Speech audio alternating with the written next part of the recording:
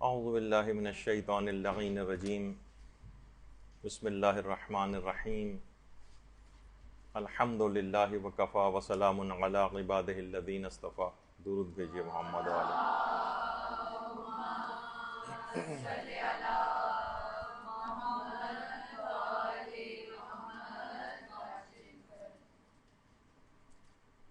جیسے کہ آپ سب لوگوں کے علم میں ہے اور اس سے پہلے بھی کئی دفعہ اس کا تذکرہ ہو چکا ہے کہ ہر سال شب قدر کے موضوع پر ہماری گفتگو ہوتی ہے مدرسے میں، اور آج کی رات شب شہادت امیر المومنین علیہ الصلوۃ والسلام بھی ہے. اللہم صلی علی محمد و آل محمد.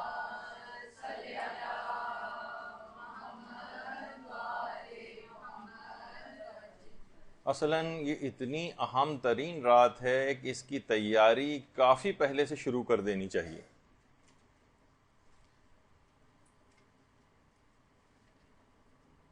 آیت اللہ عبد الکریم کشمیری ہمارے مشہور عرفاء میں سے گزرے ہیں. وہ فرماتے تھے کہ رمضان کے بعد سب سے افضل ترین مہینہ جو ہے وہ رجب کا مہینہ ہے.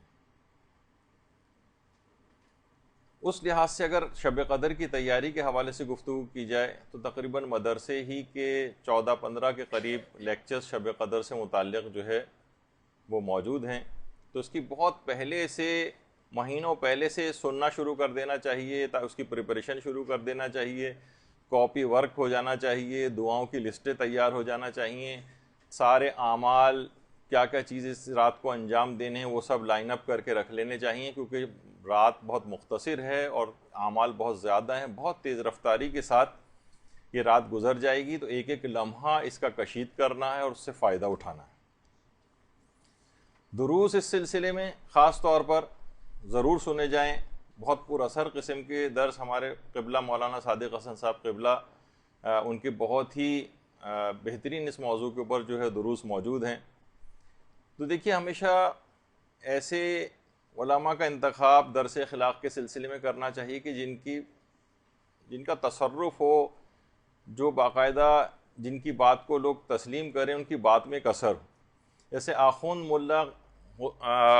حسین قلی حمدانی، 300 اولیاء اللہ کی انہوں نے تربیت کی، اور ایک ایسا عجیب درس اخلاق ہوتا تھا ان کا، اور اتنا اثر پذیری رکھتا تھا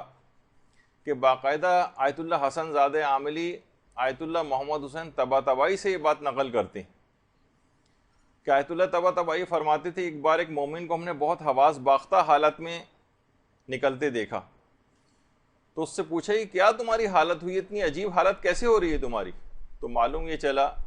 کہ وہ ملا حسین قلی حمدانی کے درس اخلاق میں شرکت کر کے باہر نکل رہا تھا. ایسی موت اور آخرت کی یاد دلاتے تھے، ایسا تصرف روحی رکھتے تھے، اتنا اثر ان کی بات میں ہوتا تھا کہ نظر آتا تھا لوگوں کے اوپر. تو ہمیشہ درس اخلاق وغیرہ، اسی وجہ سے ہمارے قبلہ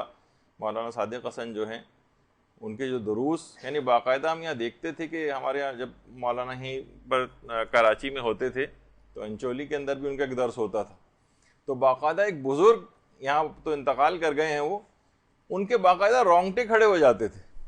جسم کے بال ان کے کھڑے ہو جاتے تھے. لوگ، یعنی ایسی ان کی حالت ہوتی تھی کہ لوگ مولانا کا درس بھول کر ان صاحب کو دیکھنا شروع ہو جاتے تھے. تو بہرحال اس طرح سے اس کو سننا ہے، اس متعلق سیکھنا ہے، محنت کرنی ہے اور اس کے اثر کو قبول کرنا ہے. دیکھیے، محنت کیے بغیر اس رات میں بہت محنت کرنی ہے. پورا رمضان محنت کرنے کا ہے، یہاں زیادہ تر لوگ سو کر گزارتے ہیں اس کو. لیکن یہ پورا زمانہ جو غیبت ہے، یہ اصل میں امتحان اور آزمائش کا زمانہ ہے. ہمارا یہ جو زمانہ چل رہا ہے، امتحان اور آزمائش کا زمانہ ہے. اور اس زمانے کے مومنین کی مثال علماء یہ دیتے ہیں، ان کی مثال بالکل ایسی ہے جیسے شب عاشور امام حسین کے اصحاب کی مثال تھی. اللہم صلی علی محمد و آل محمد.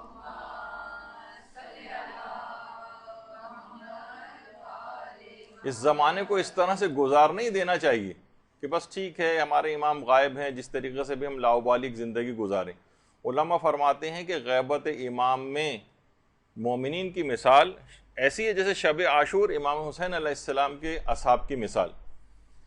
کہ چھلنی سے چھان کر کھرے کو کھوٹے سے الگ کیا جائے گا۔ یہ زمان غیبت، یعنی تبدیل ہوئے بغیر غیبت میں زندگی گزارنے کا، اور اسی طریقے سے توبہ کا بھی کوئی مفہوم نہیں۔ اس رات کتنی آپ دعائیں توبہ پڑھیں گی، اور ویسے بھی توبہ کریں گی، اور بار بار 70 مرتبہ استغفر اللہ و اتوب الیہ کہیں گی، یا مثلا تسبیح پڑھیں گی استغفار کی۔ یاد رکھ لیجئے کہ تبدیل ہوئے بغیر توبہ کا کوئی مفہوم نہیں۔ شب قدر میں جو سر پر قرآن رکھ کر عمل کیا جاتا ہے، جبکہ سیرت اس کے بالکل برخلاف ہو، جیسے کہ برخلاف سیرت آپ کو نظر آ رہی ہے، اس میں بہت ہم نے امینڈمنٹس بھی کیے ہیں کہ کوئی زیادہ وہ چیز نہ پھیلے، لیکن صرف ایک آپ کو احساس دلانے کے لیے کہ سیرت اگر اس کے بالکل برخلاف ہے اور سر پہ قرآن بھی رکھا ہوا ہے تو اس کا کوئی اثر مرتب نہیں ہوگا۔ کسی نے اس متعلق کیا خوب جملہ کہا ہے کہ کربلا میں موجود ہونا کربلائی نہیں بناتا ہے، کربلا میں فقط حضور اور حاضری سے انسان کربلائی نہیں بنتا ہے، تبدیلی کا نام ہے۔ یہاں پر اتنا تبدیل ہونا پڑتا ہے کربلا میں کہ حر بننا پڑتا، تبدیلی لانا پڑتی ہے۔ اگر صرف کربلا میں موجود ہونا فقط کربلائی بناتا تو علماء فرماتے ہیں پھر تو شمر بھی کربلائی ہے، لیکن صرف وہاں پر موجود ہونا، جب تک کہ انسان اپنے اندر تبدیلی نہ لے کر آئے۔ تو لہٰذا سابقہ زندگی کو بالکل سے تبدیل کرنا ہے اس رات کو، تب یہ رات شب سیر و سلوک اور شب عرفان بنے گی، تبدیل ہوئے بغیر۔ ورنہ آپ دیکھیے علماء ایک چیز اور بھی بیان فرماتے ہیں کہ گناہ کے متعلق یہ بات سب سے زیادہ خطرناک ہے کہ اس کی انجام دہی کے بعد آپ توبہ کو بھی غیر اہم سمجھنے لگے۔ آج کل گناہوں سے توبہ بھی غیر اہم ہو گئی، احساس ہی نہیں کہ میں توبہ کرنی۔ تو علماء فرماتے ہیں کہ یہ سب سے زیادہ خطرناک بات، شاید گناہ سے بھی زیادہ خطرناک بات یہ ہے کہ آپ اس کے لیے توبہ کو غیر اہم سمجھنے لگے۔ لہٰذا رو رو کر توبہ کرنی ہے، خود کو بدلنے کی دعائیں کرنی ہیں، اور اس حد تک گڑ گڑا کر اور ذلیل ہو کر دعا کرنی کہ وہ قبول ہو جائے۔ یہ جملہ بھی کہا جاتا ہے نا کہ دعا جب ایڑیاں رگڑنے پر آ جائے تو قبولیت کے زمزم کو جاری ہونا ہی پڑتا ہے۔ تو آپ پوری کوشش کریں کہ اس رات کو کسی طور پر بھی ضائع نہ ہونے دیں، اور لازمی طور پر اس رات کو بخشوانے کا ایک سلسلہ اپنا شروع کر لیں، اور آئندہ زندگی میں ایک تبدیلی اپنی زندگی میں لانے کا ایک عزم کر لیں۔ ورنہ کتنی ہی شب قدر اس سے پہلے بھی آئیں اور گزر گئیں، اور آئندہ بھی آئیں گی اور گزر جائیں گی۔ صرف رٹے رٹائے چند اعمال کے علاوہ کوئی تبدیلی اگر آپ کے اندر نہیں آ رہی ہے تو شب قدر سے اس کا مطلب ہے کوئی خاطر خواہ فائدہ نہیں اٹھایا۔ دیکھیے ہر سال آتی ہے شب قدر، ختم تو نہیں ہو گئی نا۔ ایک شخص نے پوچھا تھا امام صادق سے کہ مجھے اللہم صلی علی محمد و علی محمد،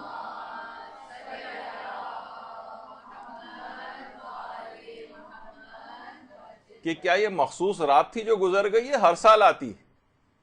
تو امام نے جواب دیا اگر شب قدر اٹھا لی جاتی تو قرآن بھی اٹھا لیا جاتا۔ تو شب قدر ہر سال آ رہی ہے اور ہر سال شب قدر جا رہی۔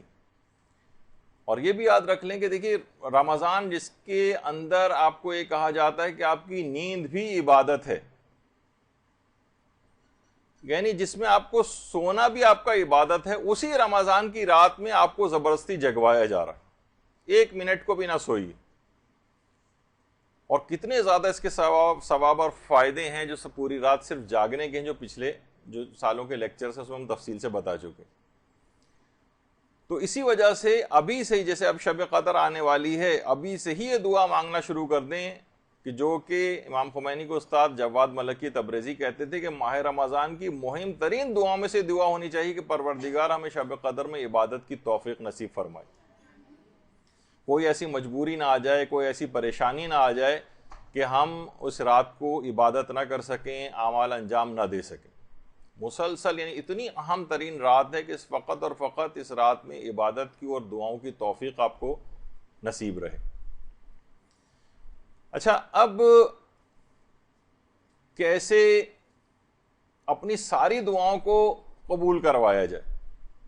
آیت اللہ بہجت ایک بڑی اچھا ایک طریقہ بتاتے تھے۔ دیکھیے بعض اوقات ہوتا ہے نا دعاؤں کے سلسلے میں بھی کہ انسان کو یہ پتہ نہیں چل پا رہا ہوتا کہ پتہ نہیں میری دعا قبول ہوگی بھی یا قبول نہیں ہوگی، آدمی تھوڑا سا پریشان ہوتا ہے کہ میری دعا قبول ہوگی پتہ نہیں قبول نہیں ہوگی۔ وہ فرماتے تھے ایک طریقہ ایسا ہے کہ 100% اس سے دعا قبول ہوتی ہے اور حتماً قبول ہو جاتی۔ وہ فرماتے تھے کہ جو بھی آپ کی حاجت ہو، آپ یہ کہیں کہ پروردگار یہ حاجت کسی بھی مومن یا مومنہ کی ہو یا اس کے مشابہ کوئی اور حاجت کسی مومن یا مومنہ کی ہو اور کوئی تنگی اور مشکل ہو، تو ان سب کی دعاؤں کو قبول کر لے اور ان کی مشکلات کو دور کر دے۔ اپنا ذکر بھی نہ چاہے اس کے اندر نہ کریں آپ، کہ یہ جو حاجت ہے یہ جس بھی مومن اور مومنہ کی ہو یا یہ مشکل جس مومن اور مومنہ کی بھی ہو تو اس کی مشکل کو دور کر دے اور اس کی حاجت کو قبول کر لے۔ وہ فرماتے ہیں اسی وقت ایک فرشتہ خلق ہو جاتا ہے جو فوراً یہ دعا اس شخص کے اپنے حق میں قبول کروا دیتا ہے۔ تو فرماتے اللہم صلی علی محمد و علی محمد۔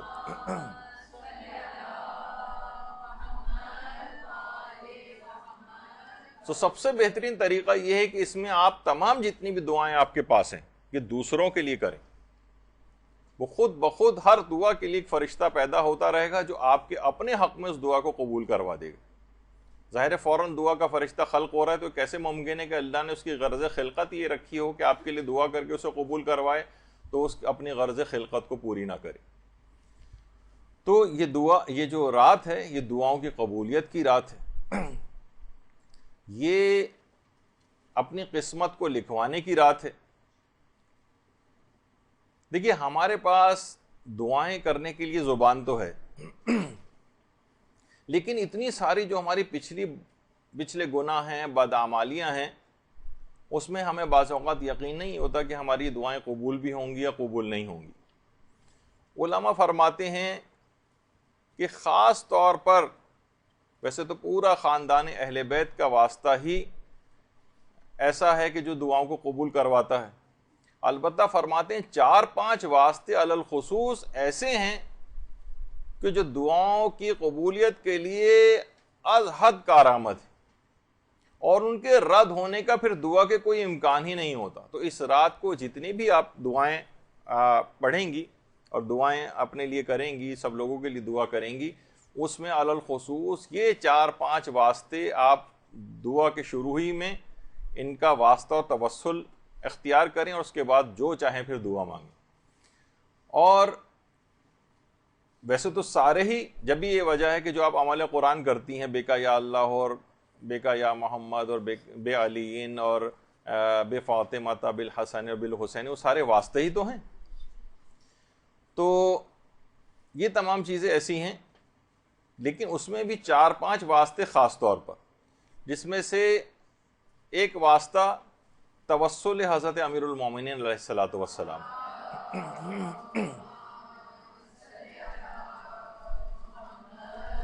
ہر شخص کے دل میں امیر المومنین کے لیے جو محبت مومن کے دل میں پائی جاتی ہے، اس کا دل ان کی محبت سے لبریز ہوتا ہے، اور یہی کیفیت ہمارے علماء کی بھی ہے۔ آقا جعفر آقا مجتہدی، یہ عرفاء میں سے گزرے ہیں، یہ آیت اللہ عبد الکریم کشمیری کے متعلق یہ بات فرماتے تھے، اس حد تک حضرت امیر المومنین سے اتنا والہانہ عشق کرتے تھے کہ جب بھی گھر میں آتے تھے حرم امیر المومنین سے تو ایسا لگتا تھا کہ گنبد حضرت امیر المومنین کے جو روضے کا ہے وہ اپنے ساتھ ہی گھر لے آئیں۔ یہ ان کی کیفیت تھی محبت کی۔ اور انہی عبد الکریم کشمیری کے متعلق جو کتاب لکھی گئی روح و ریحان، اس کے اندر آیت اللہ عبد الکریم کشمیری کا ایک مکاشفہ نقل ہوا ہے۔ مکاشفہ، دیکھیے ایک ہوتا ہے کہ انسان خواب کی حالت میں کوئی چیز دیکھتا ہے، اور ایک یہ ہے کہ خواب اور جاگتی آنکھوں کے درمیان میں ایک چیز ہوتی ہے جسے مکاشفہ کہتے ہیں۔ انہوں نے خواب میں دیکھا علامہ میر حامد حسین لکھنوی، یہ انڈیا کے لکھنؤ کے انتہائی عظیم اور بزرگ علماء میں ان کا شمار رہا ہے شیعت کے، جن کو صاحب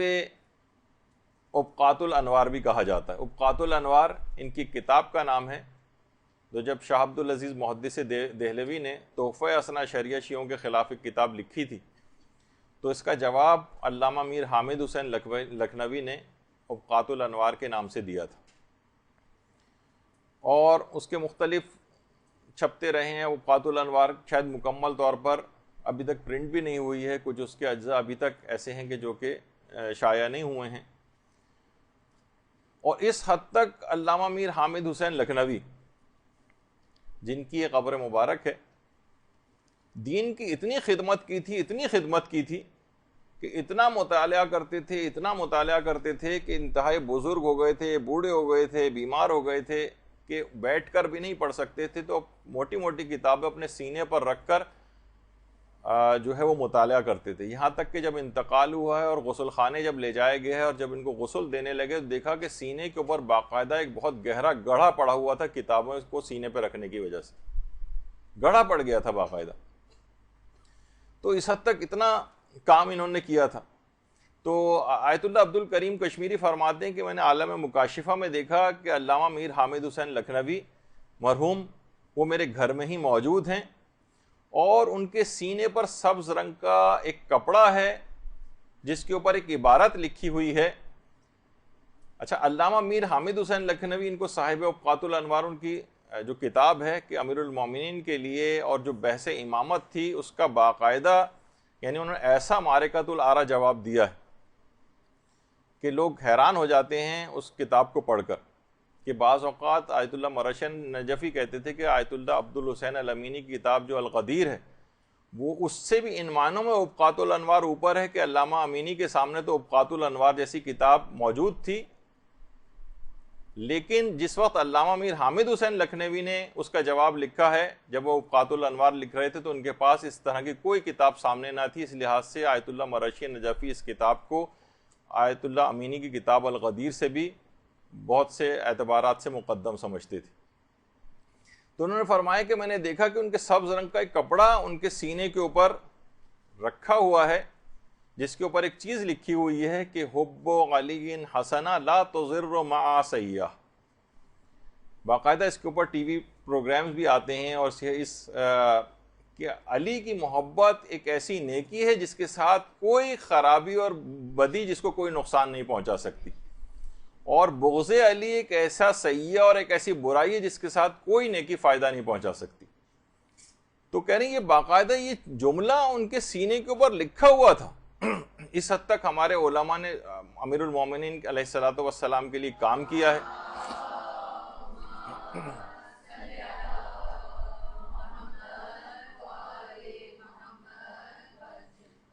اور اس کے بعد دیکھیے ہمارے ساتھ یہی ہوتا ہے نا کہ ہم لوگ سب کے سب دعوی محبت تو کرتے ہیں، اور بغیر کچھ کیے، کوئی بھی مولا کی ایک خدمت کیے بغیر جوار معصومین میں اعلیٰ علیین میں جگہ مانگ رہے ہوتے ہیں اپنی دعاؤں میں۔ یہ سارے علماء جنہوں نے اپنی پوری زندگیاں اس کے اوپر لگائی ہیں، کتنا کچھ امیر المومنین کی خدمت کر کے گئے ہیں، تو کچھ سبق ان سے لینا چاہیے۔ کوئی کسی معنوں میں کوئی خدمت تو دین کی آپ اور ہم کر کے جائیں تاکہ کچھ سرخرو ہو سکے۔ تو یہی وجہ ہے کہ آیت اللہ کوہستانی جو کہ خود ایک بڑے مشہور عرفاء میں سے گزرے ہیں، وہی بھی یہ بات فرماتے تھے کہ اللہ نے فقط صرف اور صرف ایک ہی علی بنایا ہے، اور الحمدللہ وہ ہمارا امام ہے۔ اللہم صلی علی محمد و علی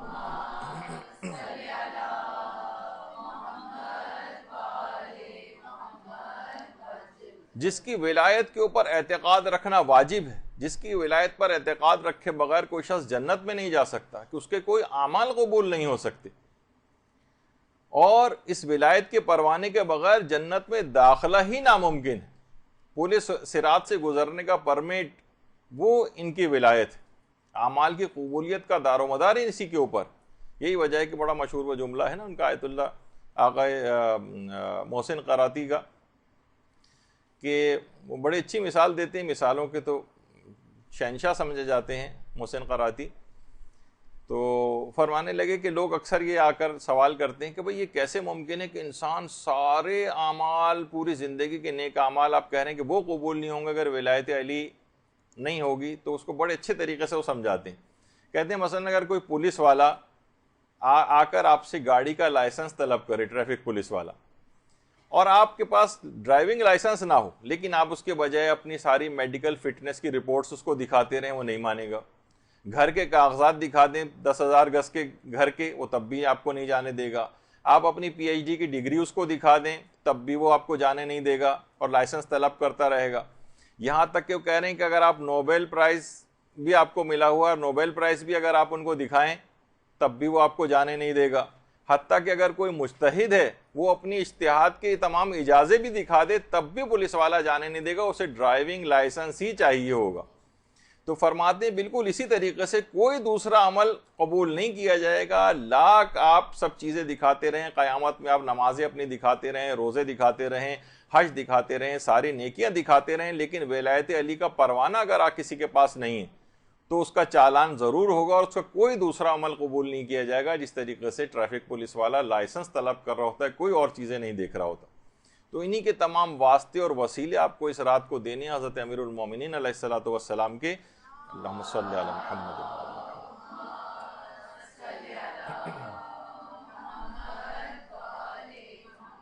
اور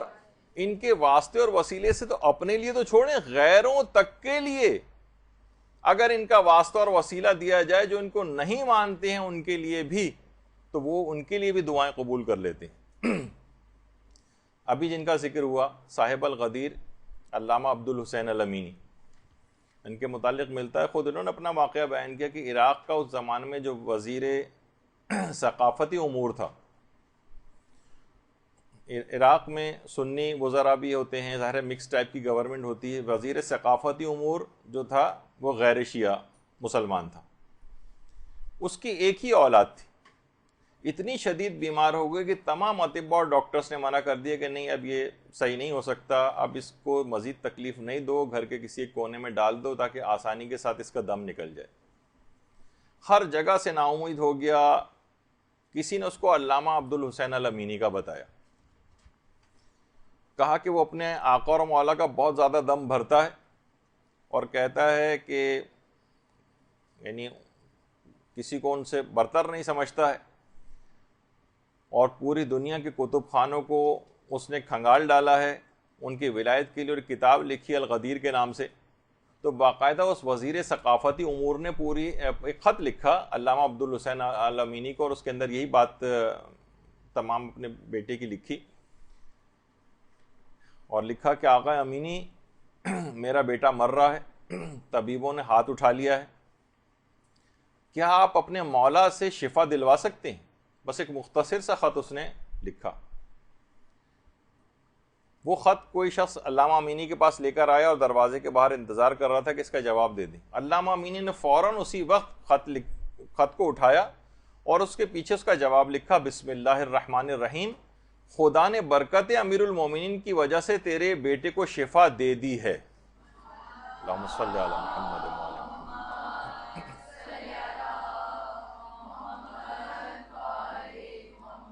اچھا یہ نہیں لکھا کہ خدا شفا دے دے گا، خدا نے برکت امیر المومنین سے تیرے بیٹے کو شفا دے دی ہے، اور بس یہ لکھ کر خط کو بھیج دیا۔ وہ شخص خط لے کر گیا وزیر ثقافتی امور کے گھر، اور ادھر علامہ اسی وقت روضہ حضرت امیر المومنین علیہ الصلوۃ والسلام پہنچ گئے۔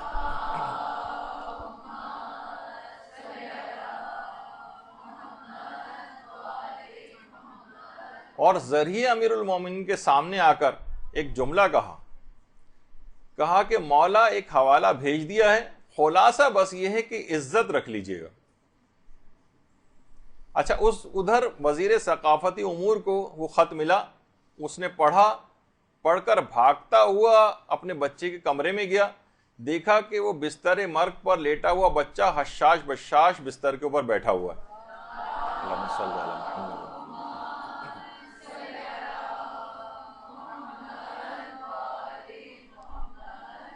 تو حضرت امیر پر پورے یقین اور اطمینان کے ساتھ، پورے یقین اور اعتماد کے ساتھ ان کا وسیلہ دے کر دعا کریں، انشاءاللہ آپ دیکھیں گے کوئی امکان ہی نہیں ہوگا کہ اس شب قدر کے اندر حضرت امیر کا واسطہ اور وسیلہ بنایا جائے اور پھر بھی دعا رد ہو جائے۔ دیکھیے ایک طریقہ اور بھی ہے دعاؤں کو قبول کروانے کا، علماء بھی اس کو اپلائی کرتے ہیں۔ جس زمانے میں یہ ہمارا نیا مدرسہ بنا نہیں تھا اور ہم کرائے پہ قریب ہی میں ایک چھوٹی اس لحاظ سے جو اتنا اس میں اتنی سہولیات نہیں تھیں، مدرسہ تھا، تو علامہ عقیل الغروی صاحب ایک دفعہ یہاں تشریف لائے تھے۔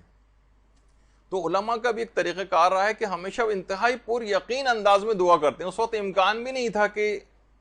اس سے بہتر جگہ بھی ہم کو مل جائے گی، تو ہم نے اس وقت ان سے کہا تھا کہ آپ دعا کریں کہ کوئی مدرسے کا صحیح انتظام ہو جائے۔ تو انہوں نے کہا انشاءاللہ اسی سال مدرسے کا، آپ کا بہترین مدرسے کا انتظام ہو جائے، پورے یقین کے ساتھ۔ یہ واقعتاً ایسا ہے کہ اللہ پر بھروسہ کرتے ہوئے انسان دعائیہ کلمہ دوسرے کے لیے نکال دے۔ میں نے ذاتی طور پر اس قسم کی جب یہ چیز ان سے سیکھی تو ذاتی طور پر اس کا تجربہ کر کے دیکھا کہ کوئی بھی آقا آپ سے کہے کہ دعا کر دیجئے فلاں بیٹی کی شادی ہو جائے، کچھ ہو جائے، آپ کہیں انشاءاللہ چند مہینوں کے اندر ہی بہترین رشتہ آئے، اور واقعتاً آ جاتا ہے، کیونکہ آپ اللہ پر اعتماد کرتے ہوئے ایک دفعہ کہہ دیجئے۔ اسی طریقے سے حضرت امیر المومنین کا واسطہ اور وسیلہ دے کے نکال دیں منہ سے وہ بات، شک و شبے والی بات نہ رکھیں، پورے اعتماد کے ساتھ انشاءاللہ بس بہت ہی جلد یہ والا مسئلہ حل ہو جائے گا، انشاءاللہ اسی سال دیکھیے یہ ہو جائے گا، انشاءاللہ سارا قرض آپ دیکھیے گا چند مہینوں میں ادا ہو جائے گا، اور غیبی اسباب مہیا ہو جاتے ہیں، پروردگار کی مدد آتی ہے، اس کے لیے تو منٹوں اور سیکنڈز کا بھی کام نہیں ہے۔ تو بس ایک دفعہ آپ کا پر یقین طریقے سے آپ کو اس وسیلے کو استعمال کریں۔ تو جب ہی کہا جاتا ہے، یہ جملہ ہے باقاعدہ علماء فرماتے ہیں کہ اصل استجابت دعا اعتقاد ہے، جتنا آپ کا اعتقاد مضبوط ہوگا دعا پر اتنا ہی زیادہ دعا کی قبولیت بڑھتی چلی جائے گی۔ شک و شبے کے اندر دعا کرنا، وسیلہ بھی لگا رہے ہیں اور اس کے باوجود بھی آپ جو ہے شک و شبے کا شکار ہیں کہ امیر المومنین کا واسطہ اور وسیلہ دے دیا پھر بھی شاید دعا قبول نہ ہو، تو اس کا مطلب ہے آپ کے اعتقاد کے اندر کمزوری، ضعف پایا جاتا ہے۔ شک و شبے کو بالکل ہٹا دیجئے اور اس کے بعد دعا کریں کہ بس پروردگار میں نے ان ہستیوں کا وسیلہ اور واسطہ دیا ہے، امکان ہی نہیں کہ میری دعا رد ہو جائے، پھر دیکھیے کیسی دعا قبول ہوتی ہے۔ تو ایک تو حضرت امیر کا واسطہ تمام دعاؤں کے سلسلے میں، دوسرا واسطہ حضرت امام حسین علیہ السلام کا۔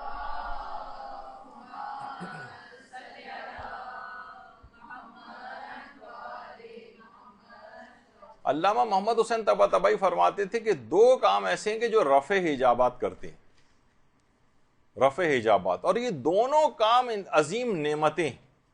فرماتے ہیں ایک تو محبت اور توجہ کے ساتھ تلاوت قرآن کرنا، یہ حجابات کو دور کرنے والی چیز ہے۔ حجابات جتنے آپ کے اور پروردگار کے درمیان پردے پڑے ہوئے ہیں نا، اگر انسان بہت خشوع و خضوع کے ساتھ تلاوت کرے تو یہ حجابات کو برطرف کرتی ہے، اور خود بہت بڑا وسیلہ ہے قرآن دعاؤں کی قبولیت کے لیے۔ اور دوسرا فرماتے تھے کہ توسل حضرت ابا عبداللہ الحسین علیہ السلام،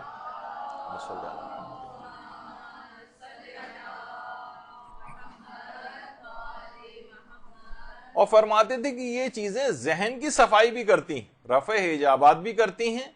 اور ذہن کی صفائی بھی کرتی ہیں۔ ہمارے دماغ کے اوپر جو جالے تن جاتے ہیں اور گرد و غبار آ جاتا ہے اور گناہوں کی کثافتیں آ جاتی ہیں، توسل حضرت ابا عبداللہ الحسین اس کو بھی دور کرتا ہے، حجابات کو برطرف کرتا ہے۔ یہی وجہ ہے کہ آیت اللہ علی آقا قاضی فرماتے تھے کہ میں اگر کسی بھی مقام پر آج تک جو پہنچا ہوں تو دو چیزوں کی وجہ سے پہنچا ہوں،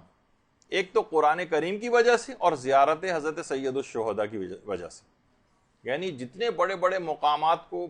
علماء نے حاصل کیا ہے ان میں دو چیزیں علی الخصوص ہیں، قرآن کریم کی زیارت اور زیارت سید الشہداء، تو ان کا واسطہ اور وسیلہ جب بھی دیا جائے۔ اور اسی طریقے سے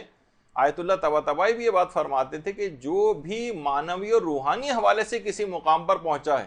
تو وہ امام حسین کی زیارت یا ان کے توسل کے نتیجے میں پہنچا ہے۔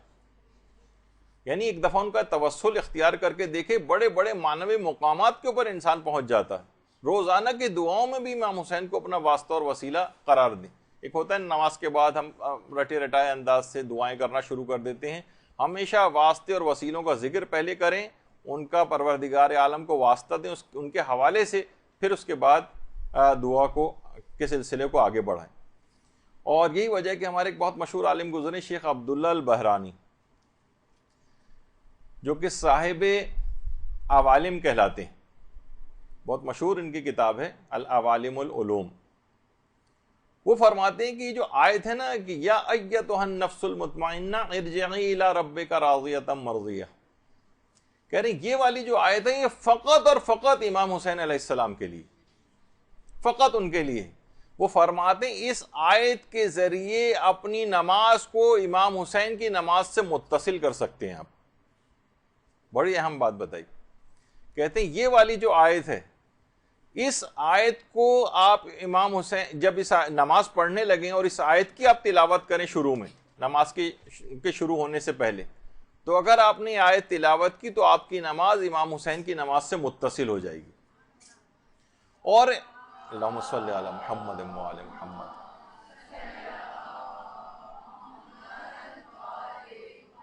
اور نماز سے پہلے اس آیت کو پڑھنے سے خود بخود ایک توسل امام حسین پیدا ہو جائے گا،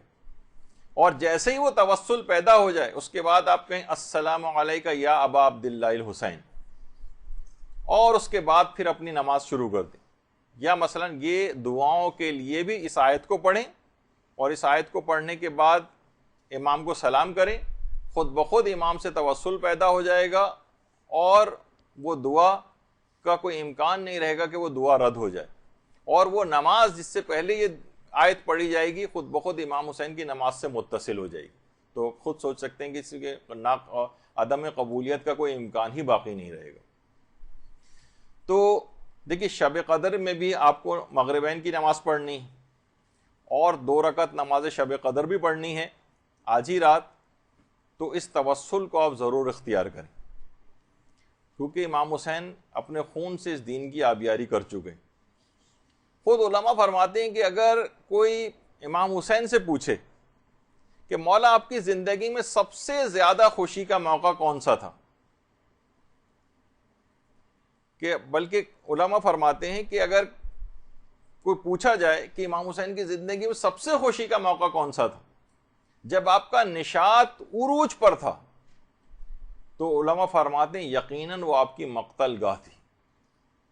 مقتل گاہ امام حسین وہ امام حسین کی زندگی کا سب سے نشاط کا لمحہ تھا، جہاں آپ نے کل باطن کا مشاہدہ کیا تھا، اور وہ مخلصانہ فریاد بھی بلند کی تھی، رضن بقضائک و تسلیما لامرک۔ اس قدر امام حسین اپنی مقتل گاہ میں توحید میں اس قدر ڈوب گئے تھے کہ ایک موقع پر جب شمر ملعون بھی آپ کے اوپر سوار ہو گیا تھا تو آپ نے توجہ نہیں کی تھی، اور ایک خاص کیفیت، دیکھیے خاص کیفیت ہوتی ہے نا انسان کے اوپر، مثلا کوئی خانہ کعبہ پہلی دفعہ جائے اور کعبے کی طرف نگاہ، اس کے سامنے سے 10 لوگ بھی گزر جائیں اور بعد میں اگر شکایت کریں کہ یار ہم نے آپ کو سلام کیا تھا آپ نے جواب ہی نہیں دیا، تو آپ قسم کھانے کو تیار ہو جاتے ہیں کہ میں نے آپ کو دیکھا ہی نہیں تھا، میں نے آپ کی آواز ہی نہیں سنی تھی۔ تو بالکل یہی بات امام کے ساتھ تھی کہ امام اس قدر ایسی کیفیت کے اندر آ گئے تھے کہ حضرت ابا عبداللہ الحسین نے اپنے جب محسوس ہی نہیں کیا کہ سینے کے اوپر وہ چڑھ کر بیٹھ گیا، اور جب توجہ کی تو دیکھا شمر ملعون سینے کے اوپر سوار ہے۔ اس طرح اتنا توحید کے اندر ڈوب گئے تھے، تو اپنی اس نماز کو، اپنی ان تمام دعاؤں کو امام حسین علیہ الصلوۃ والسلام کے توسل سے شرف قبولیت جو ہے وہ بخشوائیں۔ ان کا واسطہ اور وسیلے کا طریقہ ابھی آپ کے سامنے ذکر ہوا۔ تیسرا وسیلہ علماء کہتے ہیں کہ جب یہ رات شب سیر و سلوک و عرفان بنے گی اور تمام آپ کی دعاؤں کو قبول کروائے گی، جب آپ وسیلہ حضرت فاطمہ الزہرا سلام اللہ علیہا دیں گے۔ صلی علی محمد و علی محمد۔ آپ ہی حقیقت شب قدر بھی ہیں، آپ ہی کا وسیلہ اور توسل دعاؤں کو قبول کرواتا ہے۔ باقاعدہ جو کتاب لکھی گئی ہے نوربان آسمان کے نام سے،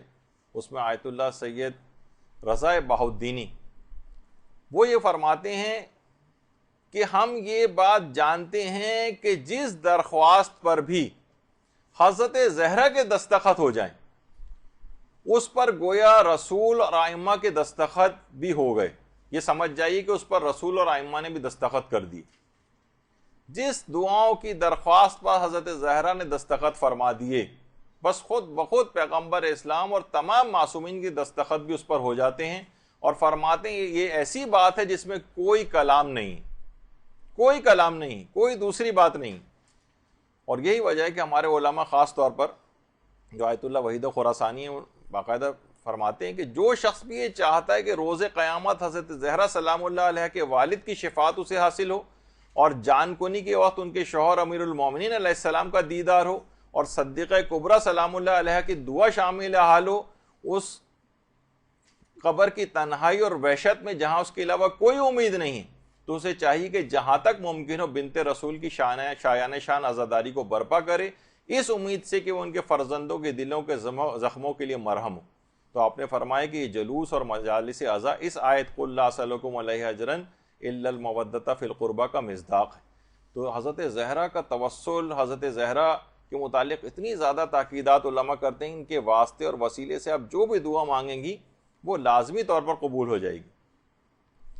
اور اس حد تک کہ آیت اللہ سید مرتضی رضوی کشمیری، یہ کشمیر کے علاقے کے تھے اور یہ ملا حسین قلی حمدانی کے شاگردوں میں سے تھے، خود عرفہ میں تھے۔ وہ فرماتے تھے کہ ایک دفعہ رمضان ہی کے دن تھے، افطار کے بعد ملا حسین قلی حمدانی جو ہے وہ مدرسے میں فجر کے قریب جو ہے وہ پہنچے اور نماز جماعت فجر کی مدرسے کے اندر ہوتی تھی، چابی گھر بھول آئے۔ اب لوگ سارے باہر کھڑے ہوئے ہیں، اتنا وقت بھی نہیں تھا کہ گھر واپس جاتے اور چابی لے کر آتے، تو اپنے آنے والے جو ساتھ میں افراد تھے ان کی طرف متوجہ ہوئے اور کہا کہ مشہور ہے کہ مادر موسیٰ کا نام لینے سے تالے کھل جاتے ہیں، تو کیا ایسا ممکن ہے کہ میں فخر مادر موسیٰ حضرت زہرا سلام اللہ علیہ کا نام لوں اور تالا نہ کھلے؟ کہہ رہے ہیں ابھی نام جملہ مکمل نہیں ہوا تھا کہ اسی وقت مدرسے کا تالا خود بخود آواز آئی اور جھٹکے سے تالا کھل گیا۔ اللہم صلی علی محمد۔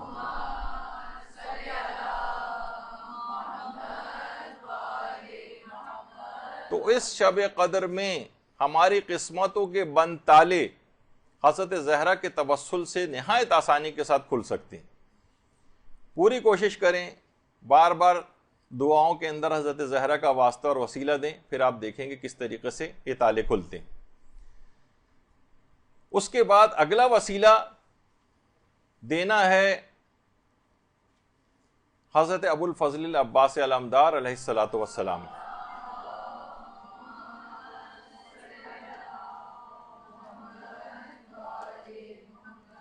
واقعی یہ صلوات رمضان والی صلوات لگ رہی ہے۔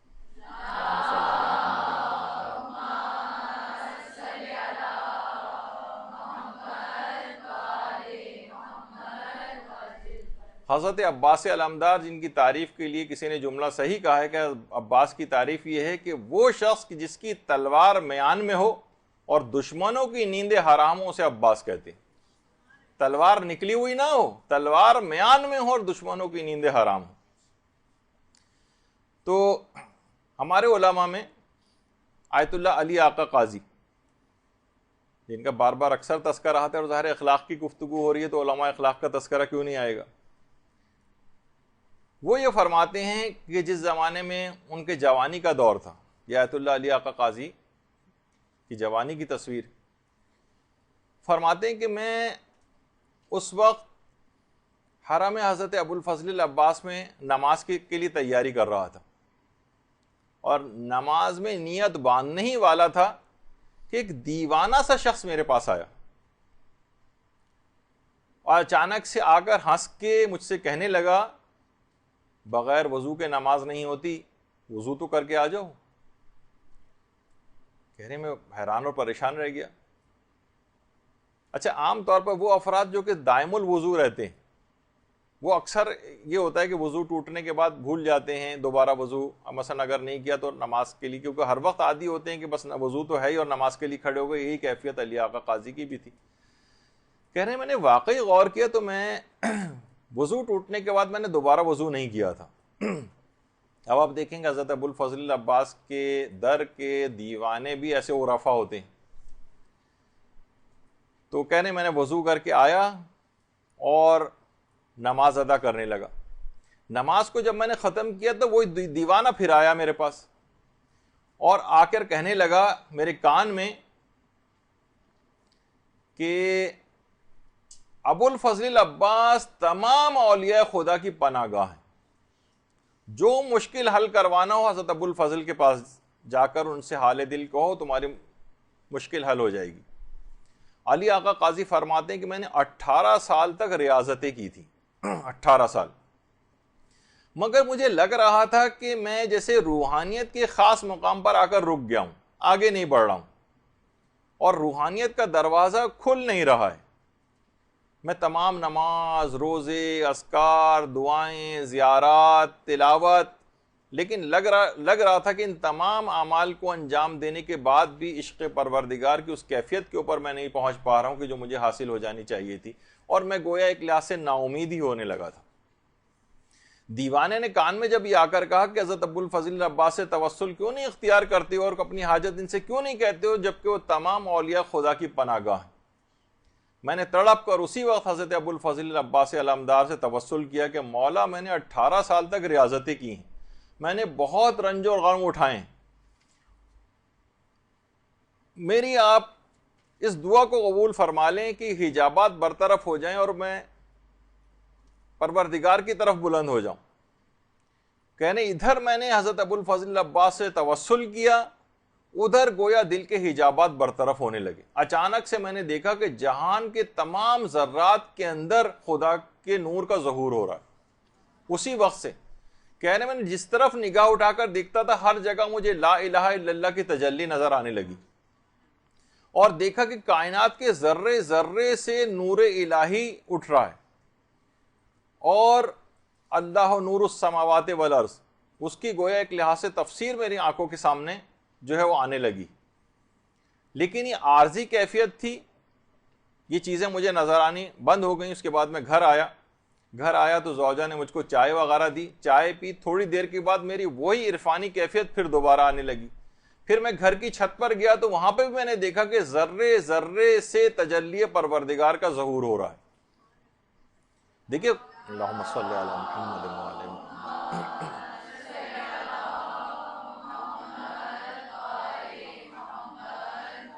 دیکھیے خدا ہر قسم کی جسمانیت سے منزہ اور مبرہ، لیکن دل کی آنکھوں سے اس کو دیکھا جا سکتا ہے۔ تو فرماتے ہیں کئی مرتبہ ایسی کیفیات ہوئی کہ میں آسمانوں کے اوپر نگاہ کرتا تھا، ہر جگہ کے اوپر نگاہ کرتا تھا، ہر جگہ مجھے تجلی پروردگار اور گویا اس کا نور بکھرا ہوا نظر آتا تھا، یہاں تک کہ میری کیفیت مستقل ہو گئی۔ اور اس کے بعد فرماتے ہیں کہ بہرحال پھر اس کے بعد آپ گھر تشریف لے آئے، پھر کیفیت پوری مستقل ہو گئی، اور یہ واقعہ بھی اس میں ملتا ہے۔ ایک دفعہ مکمل طور پر زلزلہ آیا کہ پورا گھر گر گیا، اور پورا گھر گر گیا، سارے طالب علم جو گھر میں درس دیتے تھے سارے طالب علم اٹھ کر بھاگے، لیکن آیت اللہ علی آقا قاضی اپنی کرسی پر اسی طریقے سے بیٹھے رہے کہ جب حفاظت کرنے والا پروردگار ہے، اور یہ بات کہتے تھے کہ تم دعوی توحید کرتے ہو لیکن پھر بھی مغلوب اور پریشان ہو جاتے ہو۔ لوگ ہوتا ہے نا کہ فوراً مغلوب اور پریشان ہو جاتے، ذرا سی کوئی نامساعد حالات آئے، کچھ آئے، فوراً مغلوب اور پریشان ہو گئے اس سے۔ اور ان کے شاگرد بھی کہتے ہیں کہ ایک دفعہ ہم مسجد سہلا کے اندر بیٹھے ہوئے درس دے رہے تھے ہمیں، تو ایک بڑا سا سانپ نکل کر آ گیا، سارے طالب علم ڈر کر بھاگے سانپ سے، لیکن علی آقا قاضی وہیں پر بیٹھے رہے اور کہا مت باذن اللہ، اللہ کے حکم سے مر جا، اور اسی وقت سانپ بے حس و حرکت ہو گیا۔ اور اس کے بعد درس دینا شروع ہو گئے، سارے طالب علم دوبارہ بیٹھ کے درس شروع ہو گیا، بار بار پلٹ کر دیکھتے بھی جا رہے تھے، لوگ پریشان تھے، یہاں تک کہ درس ختم ہوا، علی آقا قاضی اٹھ کر گئے تو طالب علم باقاعدہ ایک لکڑی وغیرہ لے کر آئے، اور اس کے بعد سانپ کو ہلا جلا کر دیکھتے رہے کہیں زندہ تو نہیں، لیکن وہ واقعی مر چکا تھا۔ تو حضرت عباس علیہ الصلوۃ والسلام کے توسل سے علماء نے کتنے بڑے بڑے مقامات کو حاصل کیا ہے۔ علی آقا قاضی کے متعلق جو بھی آپ باتیں سن رہی ہیں، آپ اس سے پہلے بھی ان کا کتنا تذکرہ آیا اور کتنی ان کی کراماتیں آئیں، ذکر ہو چکی ہیں، تو آپ کے دماغ میں آتا ہے نا کہ کیسے اس مقام کو حاصل کیا۔ تو دیکھیں آپ نے کہ حضرت عباس کے توسل سے اگر کوئی بھی دعا مانگی جائے تو اس کی کتنی اثر پذیری، بس تڑپ کے مانگی جائے، پورے اعتقاد کے ساتھ مانگی جائے، تاکہ عدم قبولیت کا کوئی امکان ہی باقی نہ رہے۔ اور یہی وجہ ہے کہ آپ کے انتقال کے بعد، آیت اللہ علی آقا قاضی کے انتقال کے بعد،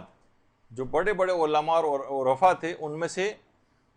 یعنی بات مشہور ہے کہ انہوں نے عالم خواب میں یہ عالم مکاشفہ میں برزخی زندگی میں یہ بات چیز دیکھی کہ برزخی زندگی میں آیت اللہ علی آقا قاضی کو انسان کامل کا درجہ دیا گیا ہے۔ دیکھیے پیغمبر اسلام اور اہل بیت تو کامل ترین مصداق ہیں اس جملے کا، اس لفظ کا، انسان کامل، لیکن غیر معصوموں میں اور علماء کے اندر یہ بہت بڑا مقام ہے جو برزخی زندگی میں انسان کامل کا آیت اللہ علی آقا قاضی کو حاصل۔ دیکھیے علی آقا قاضی نجف اشرف میں وادی السلام میں مدفون ہے۔ دیکھیے جو نجف کی سرزمین ہے اس کے متعلق علماء یہ بات کہتے ہیں کہ یہاں پر 360 انبیاء کی قبریں ہیں نجف میں، 360، اور کربلا میں 260 انبیاء کی قبریں، اور حضرت آدم حضرت نوح کی قبر تو ذریعہ امیر المومنین کے اندر ہی ہے۔ ایک عالم مرحوم آقا سید ہاشم رضوی ہندی انڈیا کے ایک عالم دین تھے، خود علی آقا قاضی کی خدمت میں بہت عرصے تک فیض اٹھایا اور 94 برس کی عمر میں انتقال کیا قوم میں۔ وہ فرماتے تھے کہ اہل عراق کی جتنی مشکلات ہیں، میں نے اندازہ یہ کیا ہے کہ ان کی مشکلات کی جو ایک بڑی وجہ ہے وہ وہاں کے اکثر لوگوں کی حضرت امیر المومنین علیہ السلام کی عدم معرفت ہے، یعنی اتنی معرفت نہیں ہے جس اعتبار سے ان کی ہونی چاہیے۔ اور دوسری فرماتے تھے کہ اولیاء خدا میں سے حضرت آیت اللہ علی آقا قاضی، ان کے متعلق اہل عراق کی جو کم علمی ہے یا بے بصیرتی ہے یا یہ کہا جائے کہ کم معرفت ہے، یہ بھی اہل عراق کی مشکلات کا ایک بڑا سبب ہے۔ یعنی آغا ہندی یہ جملے فرماتے تھے کہ امیر المومنین کا بھی جو مقام اور مرتبہ ہے اس کے مطابق ان لوگوں کے اندر وہ معرفت نہیں پائی جاتی ہے، اور اسی طریقے سے آیت اللہ علی آقا قاضی دیکھیں اتنا بڑا شخصیت کیا ہے، لیکن آپ دیکھیں کہ بہرحال ان کا مقبرہ قبر وغیرہ لگتا ہے کہ جیسے ان کو کوئی خاطر خواہ، بلکہ کتنے لوگ افراد یہاں سے قافلوں کے قافلے جاتے ہیں اور وادی السلام کے اندر بھی جاتے ہیں، لیکن کبھی کوئی آیت اللہ علی آقا قاضی کی شیعہ کاروانوں میں سے بھی شاید ہی کبھی کوئی گیا ہو۔ میں نے تو آج تک کسی کو بھی نہیں دیکھا کہ کوئی علی آقا قاضی کی قبر پہ گیا بھی ہو یا ان کا نام بھی کبھی کسی نے سنا ہو، جس کو عالم برزخ میں معصومین سے ہٹ کر انسان کامل کا درجہ دیا گیا ہو۔ اس میں قوم کی بے حسی کا یہ عالم ہے۔ یہی وجہ ہے کہ جو بار بار ہم علماء کا تذکرہ اس میں جو ہے کرتے ہیں، لوگ یہی کرتے ہیں نا کہ معصومین کا تذکرہ اس لحاظ سے ان کی سیرت تو کہتے ہیں بھائی ہم کہاں ان کی پیروی کر سکتے ہیں، لیکن یہ علماء ان کی تو پیروی کی جا سکتی ہے، یہ تو غیر معصوم ہے، یہ تو ہمارے ہی طرح کے افراد تھے، تو اس وجہ سے ان کا تذکرہ زیادہ آتا ہے تاکہ ہمارے سامنے ایک مشعل راہ رہے کہ ہم بھی کچھ محنت کر کے کسی مقام کو حاصل کر سکتے ہیں۔ تو علی آقا قاضی تو بہرحال آپ نے دیکھا کہ توسل حضرت عباس علمدار، یہ اتنا مقام، اللہم صلی علی محمد،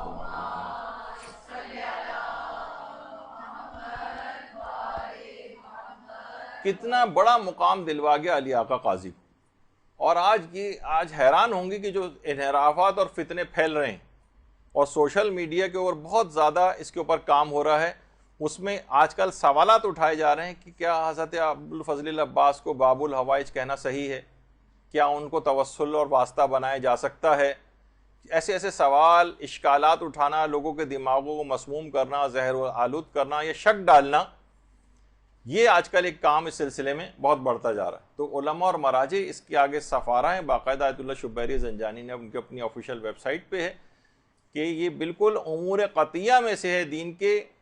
کہ حضرت ابوالفضل العباس یہ باب الحوائج ہیں، اس میں کوئی شک و شبے کی بات ہی نہیں ہے، یہ قطعی امور کے اندر سے۔ ایک بزرگ عالم دین سے ایک دفعہ کسی نے پوچھا تھا کہ ایک سوال ہے کہ مقام حضرت عباس علمدار افضل ہے مقام سلمان فارسی؟ کہا جاتا ہے نا کہ دیکھیے سلمان فارسی ایمان کے 10 کے 10 درجے کے اوپر فائز ہیں۔ ان عالم نے کہا خبردار ایسا سوال بھی دوبارہ مت کرنا، خواہ سلمان ایمان کے 10 درجوں پر فائز ہوں، مگر یہ بات یاد رکھ لو کہ ابوالفضل العباس ایسی شخصیت کا نام ہے جن کی ایک نگاہ لطف سے سلمان بن جاتا ہے۔ اللہم صلی علی محمد۔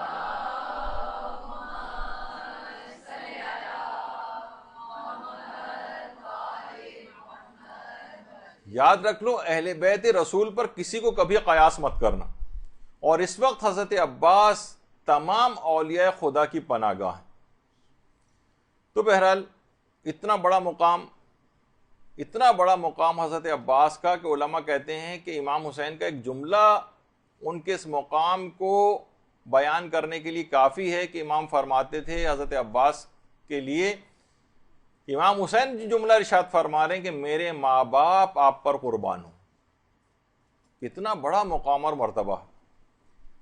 یہ مذاق جملہ نہیں، یہ کوئی کمتر جملہ نہیں. حضرت عباس کی مقام اور فضیلت کو بیان کرنے کے لیے بہت کافی کہ امام حسین جیسا امام وقت کہے کہ میرے ماں باپ آپ پر قربان. تو یہ 3 توسل ہوئے یا 4 توسل. اس کے بعد ایک توسل اور ہے جو ہمارے زمانے کے امام کا توسل ہے.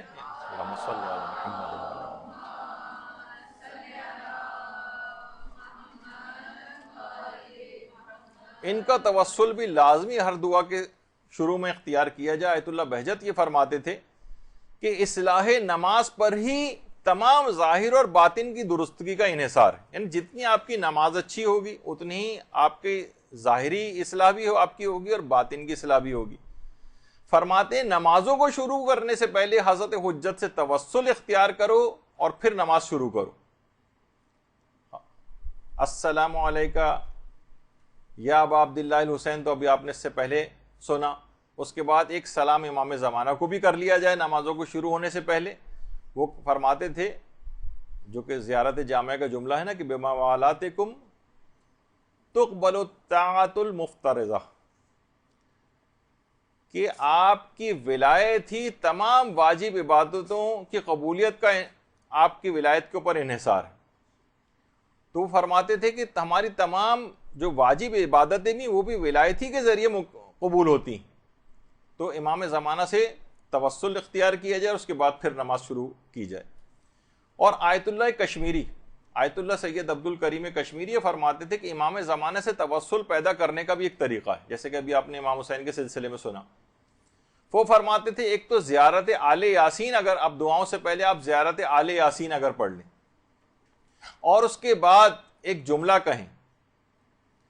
المستغاث بک یا ابن الحسن والمستعان بک یا ابن الحسن، یہ جملہ کہیں اور اس کے بعد کہیں یا صاحب الزما ادرکنی یا صاحب الزما اغیثنی.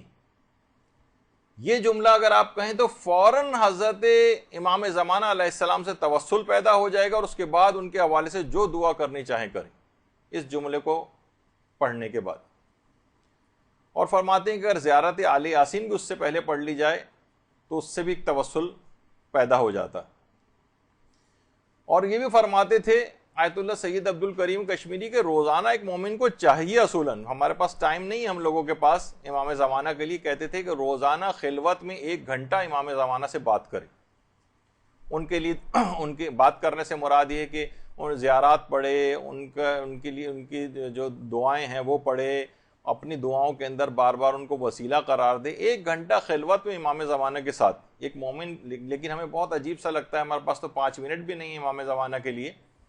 اپنی گفتگو میں ہم امام زمانہ کا تذکرہ نہیں کرتے. تو یہاں تک فرماتے تھے. تو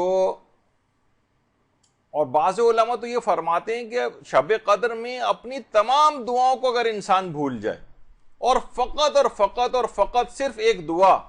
حضرت حجت کے ظہور کی دعا اگر وہ شخص کر لے تو یہ اس کے تمام مسائل کے حل کے لیے کافی. کوئی اور دعا نہ کرے، نہ اپنے لیے نہ کسی اور کے لیے مثلا، اور فقط حضرت حجت کی دعا کے لیے دعا ان کے ظہور ہو جائے، ان کا ظہور ہو جائے، بار بار اس کی تکرار کرتا رہے تو تمام دنیا کے مسائل کے حل کے لیے اس کی یہ دعا کافی. تو یہی وجہ ہے کہ آیت اللہ عبد الکریم کشمیری یہ بات بھی جملہ ارشاد فرماتے تھے کہ جمعے کے دن عصر کا جو وقت ہے اور ہفتے کی جو شب ہے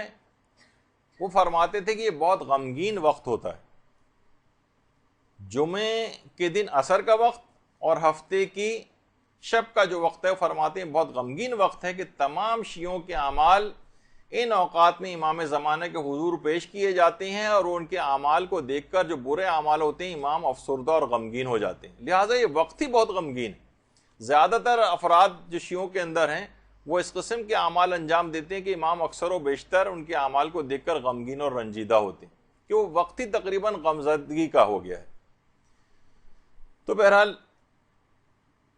اس شب کو خاص طور پر واسطہ اور وسیلہ تو امام کو قرار دینا ہے، لیکن ایک کام اور بھی کرنا ہے اور وہ ہے امام زمانہ علیہ السلام کے لیے صدقہ دینا. اللہم صلی علی محمد و علی محمد.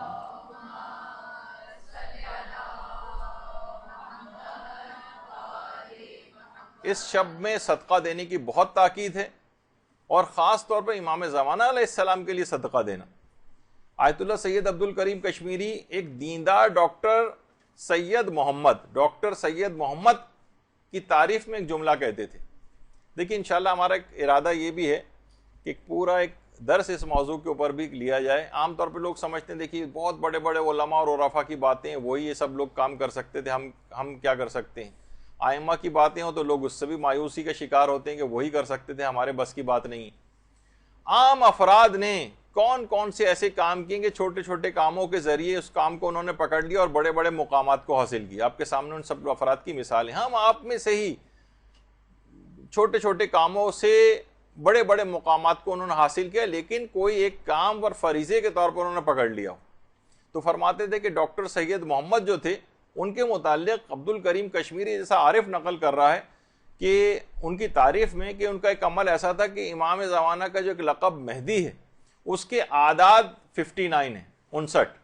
وہ فرماتے تھے کہ وہ 59 تومان اس زمانے میں 59 تومان روزانہ امام زمانہ کے ہر عدد کے لیے ان کے لقب کے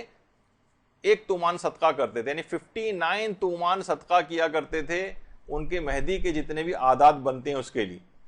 آپ کسی کی آپ میں سے کوئی شرعی کوئی طریقہ تو نہیں، لیکن ایک محبت کے اظہار کے طریقے کے طور پہ بتاتے تھے کہ کوئی 59 روپے دے سکتا ہے، کوئی 590 روپے دے سکتا ہے، کوئی 5900 روپے امام زمانہ، جتنی اپنی حیثیت محبت شوق اس کا پایا جائے امام زمانہ کے لیے اس لحاظ سے صدقہ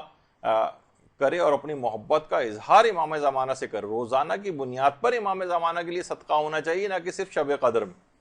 اور ایک بہت ہی اچھا طریقہ اور بھی جس میں صدقے کے رد ہونے کا کوئی امکان ہی نہیں، وہ آقا مجتبیٰ طہرانی نے بتایا. آقا مجتبیٰ طہرانی فرماتے ہیں کہ اگر آپ امام زمانہ کے لیے صدقہ دینا چاہیں تو امام رضا علیہ السلام کی طرف سے امام زمانہ کے لیے صدقہ دیں. اللہم صلی علی محمد و علی محمد.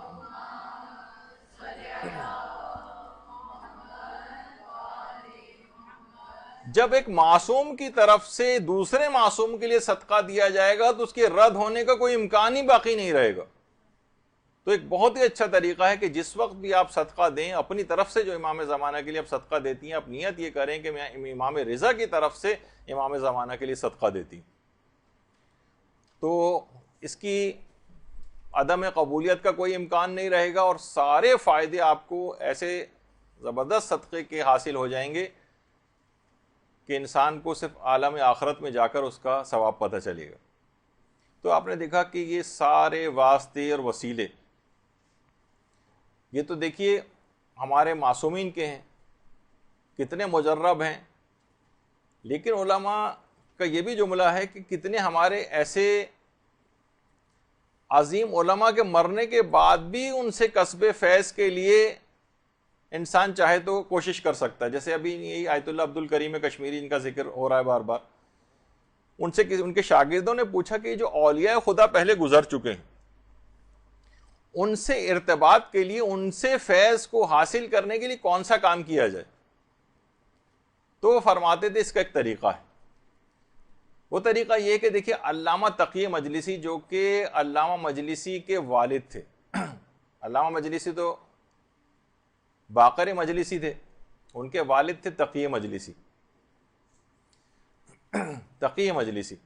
وہ فرماتے تھے کہ اگر علامہ مجلسی کے والد کی روح کو ایصال ثواب کی جائے سورہ یاسین تو اس سے تمام جو اولیاء اللہ کی ارواح ہیں ان سے فیض اب بھی حاصل کیا جا سکتا ہے. یعنی سورہ یاسین پڑھ کر علامہ مجلسی کے والد تقی مجلسی کی روح کو ہدیہ کریں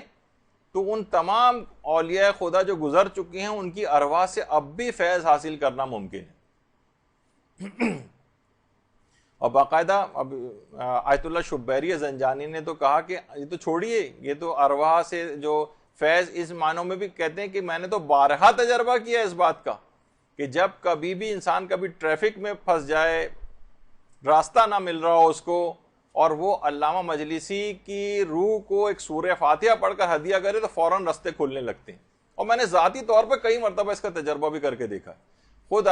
شبیری زنجانی فرماتے ہیں، اور یہ میں بھی کہہ رہا ہوں جو کہ یہ حقیر جو ہے انہوں نے ان کی بات کو سنا، اور واقعتاً ایسی جگہوں کے اوپر کہ کوئی امکان ہی نہیں تھا کہ اس ٹریفک سے اس وقت نکل سکیں گے، اور جب وہ پڑھا تو بہت آسانی کے ساتھ ایک دم سے راستے کھلنے لگے. اور تو ابھی تک عام دنیاوی چیزوں کے لیے ان کی ارواح سے متوسل ہو کے اپنے کام کروائے جا سکتے، تو روحانی اعتبار سے کتنے فیوز و برکات ان سے حاصل کی جا سکتی. تو اسی وجہ سے بہت زیادہ اس کی تاکید کی گئی ہے کہ علماء کی مجالست انسان اختیار کرے، اور جن افراد کے پاس مواقع ہیں علماء کے پاس جانے کے اس کو غنیمت سمجھیں، اور جن کے پاس مواقع نہیں ہیں جیسے خواتین ہیں وہ ان کے دروس، کیسٹس اور جو کتابیں ہیں علماء کی ان کو پڑھ کر بھی ان سے اس طرح کا ارتباط، ایسی ہی گویا آپ ان کی مجالست کے اندر بیٹھی ہوئیں. اور اس کے مقابلے میں علماء یہ بھی چیز فرماتے ہیں کہ عالم غیر عالم کی اگر کوئی مجالست اختیار کرتا ہے تو یہ انتہائی خراب اثر رکھتی. یعنی اگر کوئی عالم ہو لیکن غیر عامل ہو، یعنی بے عمل عالم دین، تو اتنا ہی زیادہ آپ کے لیے نقصان دہ ہے. اچھا دیکھیے، دعائیں بھی ہوں گی اس شب قدر کے اندر، لیکن اس کا آغاز نماز مغربین جس وقت پڑھی جانے والی ہوگی اس کے وضو ہی سے تمام مستحب دعائیں وہ آپ کو کرنی کہ پوری رات مستحبات اس میں کوئی بھی ترک نہ کریں. حتیٰ کہ وضو کی جو مستحب دعائیں ہیں امام خمینی یہ کرتے تھے کہ پہلے سے ابھی مغرب کا وقت بھی نہیں آیا ہوتا تھا اور اس کی تیاری کرنا شروع کر دیتے تھے.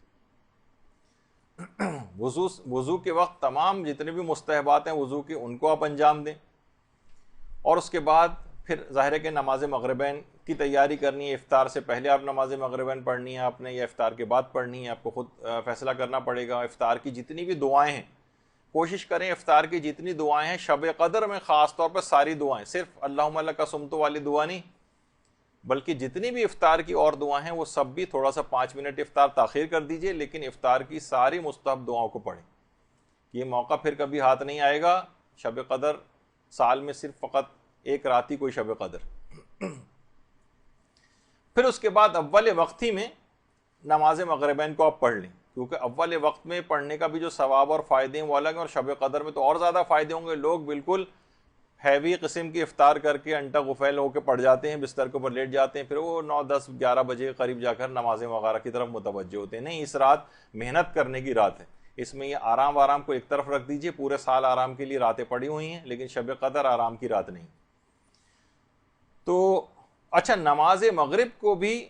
کوشش کریں کہ پورے مستحبات کے ساتھ نماز مغربین کو پڑھیں. اذان بھی ہو، اقامت بھی ہو، تمام مستحب اذکار ہوں، جتنے بھی تسبیحات ہوں، جتنے بھی آپ اس کے بعد تعقیبات پڑھتی ہیں، وہ ساری بھرپور قسم کی ایک نماز مغربین ہونی چاہیے. یعنی جس رات کو واقعی شب سیر و سلوک و عرفان قرار دینا ہے تو تمام مستحبات اس رات کو انجام دیے جائیں. اتنی اہمیت ہے ان مستحبات کی کہ آیت اللہ فہری جو ہے وہ نقل کرتے ہیں، جو کہ یہ بھی بڑے عرفاء میں سے گزرے ہیں. فرماتے ہیں کہ آیت اللہ جواد ملکی تبریزی، ان کے ایک بہت ہی عابد و زاہد قسم کے ایک دوست تھے جن کا مرحوم حسین فاطمیہ قمی نام تھا، ان کے بہت دوست. تو وہ فرماتے کہ میں جمکران گیا ہوا تھا اور بہت تھکا ہوا وہاں سے واپس آیا تو مجھے اطلاع ملی کہ آیت اللہ جواد ملکی تبریزی کی حالت بہت خراب ہے. میں سیدھا ان کے گھر گیا، اگرچہ میں بہت تھکا ہوا تھا لیکن پھر بھی سیدھا ان کے گھر گیا. دیکھا کہ اپنے بستر کے اوپر لیٹے ہوئے ہیں، طبیعت بہت زیادہ خراب ہے، لیکن میں نے دیکھا کہ انہوں نے خضاب لگایا ہوا ہے، بستر بیماری پر ہی لیٹے لیٹے ظہر اور عصر کی نماز کو پڑھنے کے لیے آمادہ ہیں. اور اتنی شدید بیماری کے باوجود وہ تمام مستحبات کے اوپر عمل کر رہے ہیں ظہر و عصر کی نماز پڑھنے کے لیے. انہوں نے بہت مشکل کے ساتھ، ان کے حلق سے منہ سے آواز بھی نہیں نکل رہی تھی، لیکن انہوں نے اذان بھی دی، اقامت بھی کہی، اور بستر پہ لیٹے لیٹے اس کے بعد تکبیرات افتتاحیہ پڑھی. دیکھیے مستحبات کی اتنی زیادہ اہمیت ہے. تکبیرات افتتاحیہ جو ہے وہ پڑھی، اور اس کے بعد وہ فرماتے ہیں کہ ابھی تکبیرۃ الاحرام کہہ ہی رہے تھے کہ جواد ملکی تبریزی کی روح مقدس بدن اقدس سے عالم قدس کی طرف پرواز کر گئی. پہلی تکبیرۃ الاحرام جو اسی وقت جواد ملکی تبریزی کی روح نے پرواز کیے جس وقت انہوں نے تکبیرۃ الاحرام کہی. تو آپ نے دیکھا کہ کوشش کرے کہ انسان تمام مستحبات کے ساتھ اس رات کو نماز پڑھے، کہ آخری اس کا لازمہ بنے گا کہ تمام مستحبات کو انسان مرتے وقت بھی اس کو یہ نیکیاں کرنے کی توفیق اس کو حاصل رہے گی، بشرطے کہ وہ عام زندگی کے اندر بھی اس سلسلے کو جاری رکھے، مستحبات وغیرہ کی پابندی کرے، اور خاص طور پہ اس شب کے اندر تو علی الخصوص. آیت اللہ شیخ حسن علی نخودکی اصفہانی، ان کا بھی کتنی دفعہ تذکرہ آ چکا ہے کہ اتنی عبادتیں، اتنے علم، اتنے مجاہدے، اتنی ریاضات، اتنی زیارات، حتیٰ کہ ان کے متعلق کہا جاتا ہے کہ اعتکاف کے اندر بہت زیادہ بیٹھا کرتے تھے، مراقبے بھی بہت زیادہ کیا کرتے تھے، اور بہت بڑے ایک روحانی علمی مقام انہوں نے حاصل کیا تھا.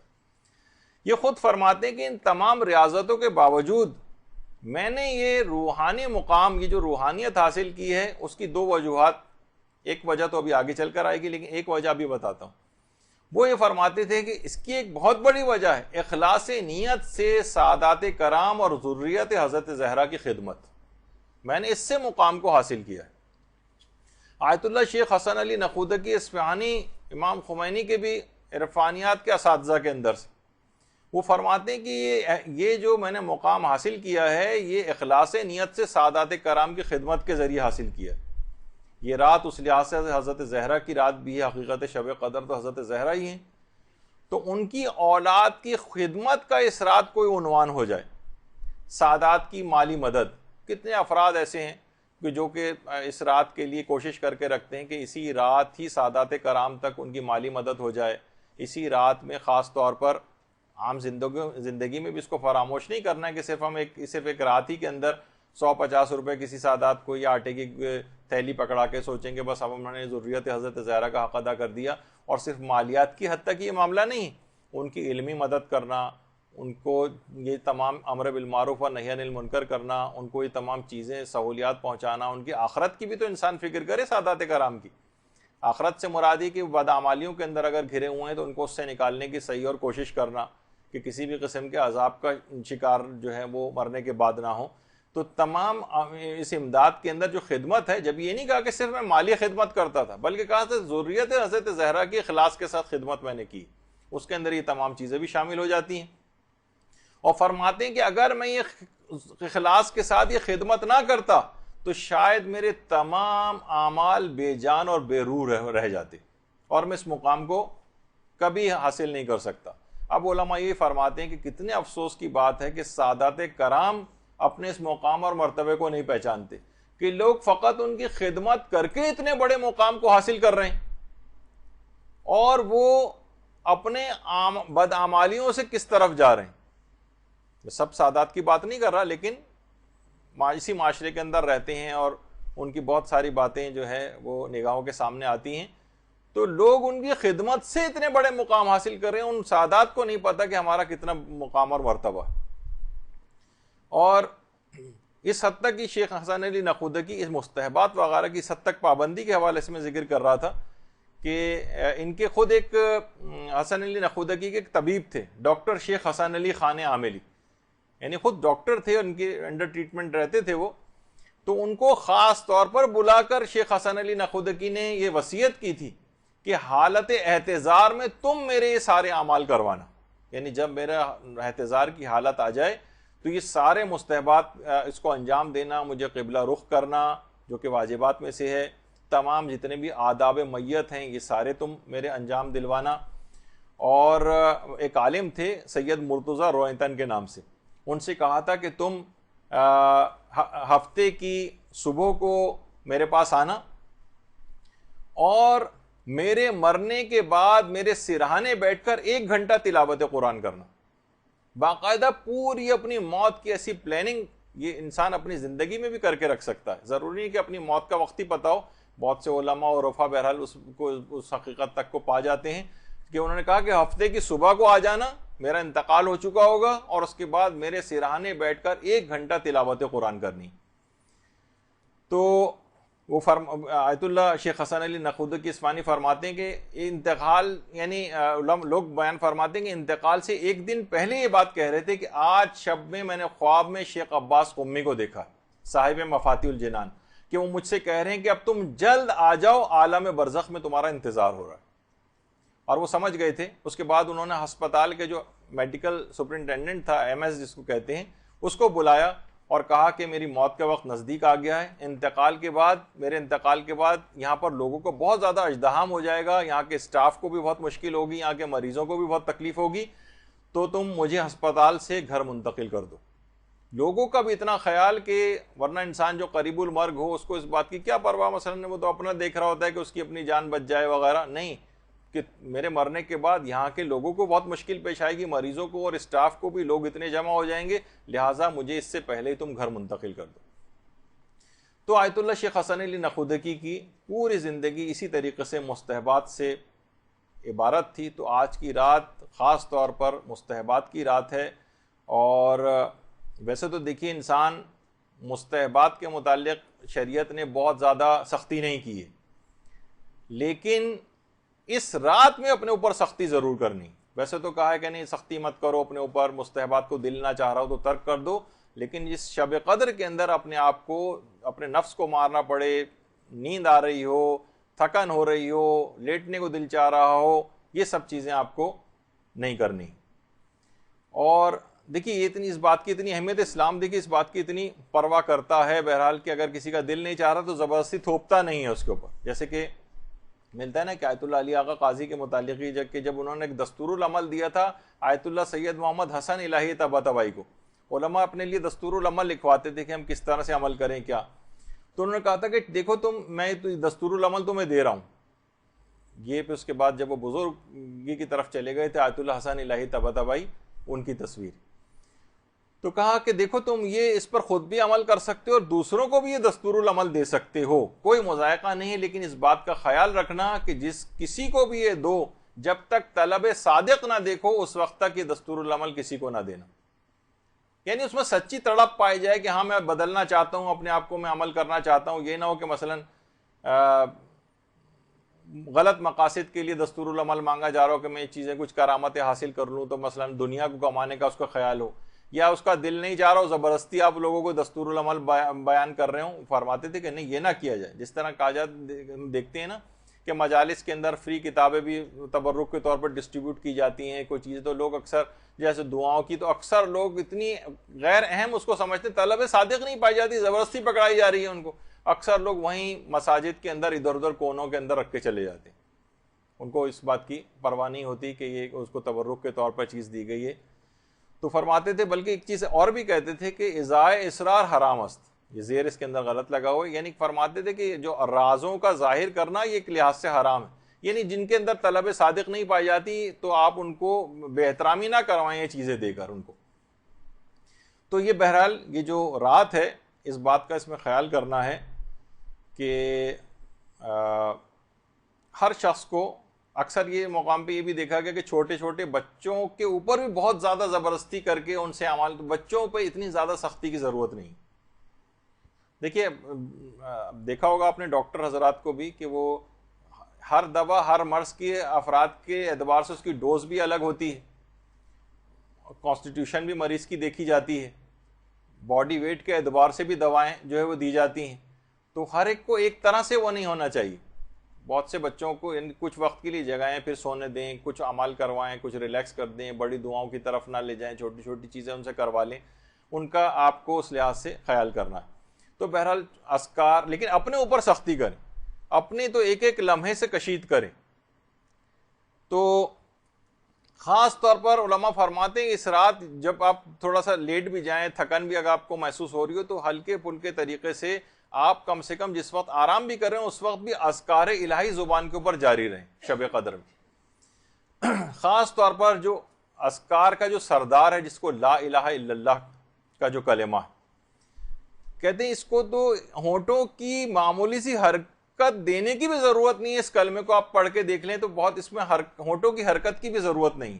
یعنی مرتا ہوا شخص کے لیے بھی سہولت پروردگار نے رکھی ہے کہ جو مرتا ہوا شخص ہونٹوں کو حرکت دینے کے بھی قابل نہیں ہوتا ہے، تاکہ اس کے لیے بھی اس کلمے کو انتہائی آسان بنا دیا جائے کہ جو حرکت بھی ہونٹوں کو نہیں دے سکتا وہ بھی مرتے وقت کم سے کم اس کلمے کو ادا کر دے. تو پوری کوشش کرنی ہے کہ اس پوری رات آپ کو جاگنا ہے، پوری رات جاگنا ہے. 1 منٹ کو بھی اس کے اندر کوشش کریں کہ آپ نہ سوئیں. اور جب یہ رات پوری جاگ کر آپ گزار لی آپ نے، تو آیت اللہ شاہ آبادی یہ فرماتے تھے کہ اگر کسی شخص کو شب قدر پوری رات جاگنے کی توفیق نصیب ہو جائے تو اسے چاہیے کہ حضرت زہرا پر درود بھیجے.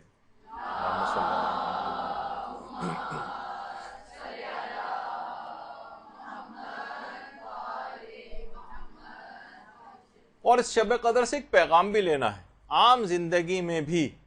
کوشش یہ کریں کہ عبادت کے لیے کوئی ایک حصہ رات کا ضرور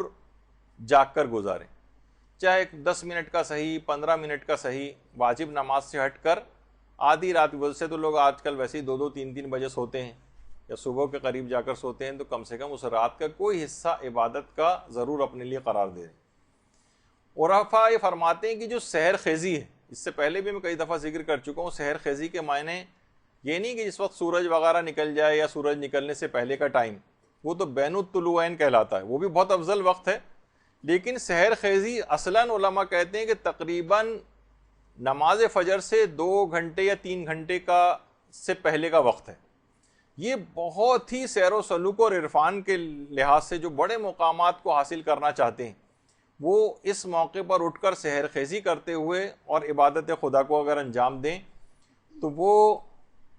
بہت ہی زیادہ فائدہ مند ہے. حتیٰ کہ علماء فرماتے ہیں سحر خیزی بین الطلوعین سے بھی افضل ہے. بین الطلوعین یعنی صبح صادق سے لے کر جب سورج نکلتا ہے اس کے درمیان کا جو ٹائم ہوتا ہے، یہ بہت اپنے عرفان کو اور اپنے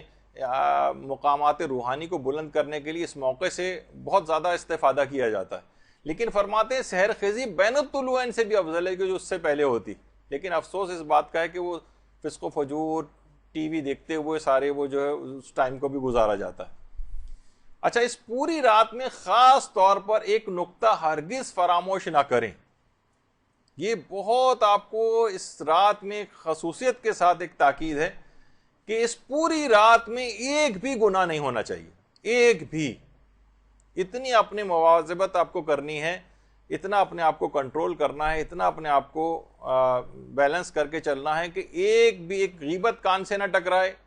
کوشش کریں کہ جس طرح لوگ گھروں میں گل مل کے ایک ساتھ بیٹھ جاتے ہیں اور باتیں شروع ہو جاتی ہیں، اس جگہ پہ تو ہرگز نہ جائیں. کوئی نہ کوئی غیبت کرنی پڑ جائے گی یا سننی پڑ جائے گی اور آپ دفاع نہیں کر سکیں گے، گناہ لکھا جائے گا. ایک گناہ بھی اس رات کو نہیں ہونا چاہیے. اس لحاظ سے آپ سوچ سکتی ہیں کہ ٹی وی وغیرہ اس میں کتنا خطرناک ہو سکتا ہے. ایک حرام نگاہ، کوئی ایک حرام کلمہ، کوئی ایسی چیز، کوئی ایسا نامناسب منظر اس کے اندر اگر آپ نے آنکھوں سے گزر گیا آپ کی اور اس میں آپ نے توجہ دے دی تو پوری رات کی عبادت ضائع ہو سکتی.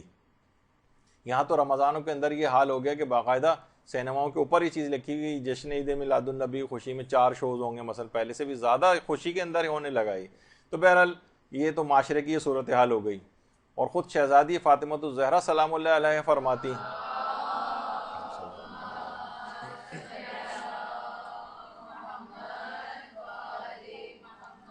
کہ اگر روزے دار کے مثلا یہی اعضاء و جوارے یہ اگر روزے سے نہ ہوں اور ان سے مثلا نافرمانی پروردگار ہوتی رہے تو پھر اس کے روزے کا فائدہ کیا ہوگا. اسی طریقے سے شب قدر کے لیے بھی کہ اس کی شب قدر کے سارے اعمال ضائع ہو جائیں گے اگر کوئی اس میں ایک گناہ بھی کسی نے کر لیا. یہی وجہ ہے کہ آیت اللہ حسن علی نقودکی اصفہانی یہ فرماتے تھے کہ اگر کوئی 40 روز تک بھی ریاضتیں انجام دیتا رہے اور 1 سیکنڈ کو بھی اس میں نمازوں کو اور عبادات کو ترک نہ کرے، لیکن ایک نماز فجر ان 40 دنوں میں فقط ایک دفعہ نماز فجر قضا کر دے، تو 40 دن کے اعمال ہبا منصورہ ہو جائیں گے. ریت کے ذرے جس طریقے سے اڑا کے رکھ دیتے ہیں نا اس کو، کہ اس کی مانند بکھر کے رہ جائیں گے، اتنے ضائع ہو جائیں گے اعمال اگر اس نے 40 روز تک مسلسل 1 سیکنڈ کو بھی ناغہ نہیں کی، عبادتیں انجام دی اور فقط 1 دن کی نماز فجر قضا کر دی. خود فرماتے تھے کہ میں نے اپنی پوری زندگی میں 1 دفعہ نماز فجر قضا کی تھی، اس کی پاداش میں اگلے دن میرا بیٹے کا انتقال ہو گیا تھا.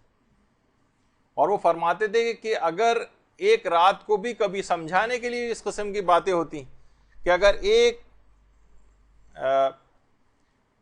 رات بھی میں نماز شب کو قضا کر دوں تو اگلے دن انتظار کرتا ہوں مصیبتوں کے آنے کا، کہ جو میں نے کل نماز شب قضا کی ہے آج اب دیکھیں کون سی مصیبت آتی ہے، اب دیکھیں کون سی مصیبت آتی ہے. وہ فرماتے تھے کہ ایک بھی انسان اگر مکروہ کام کو انجام دے تو اس کی روح تنزلی کا شکار ہو جاتی، یعنی وہ نیچے کی طرف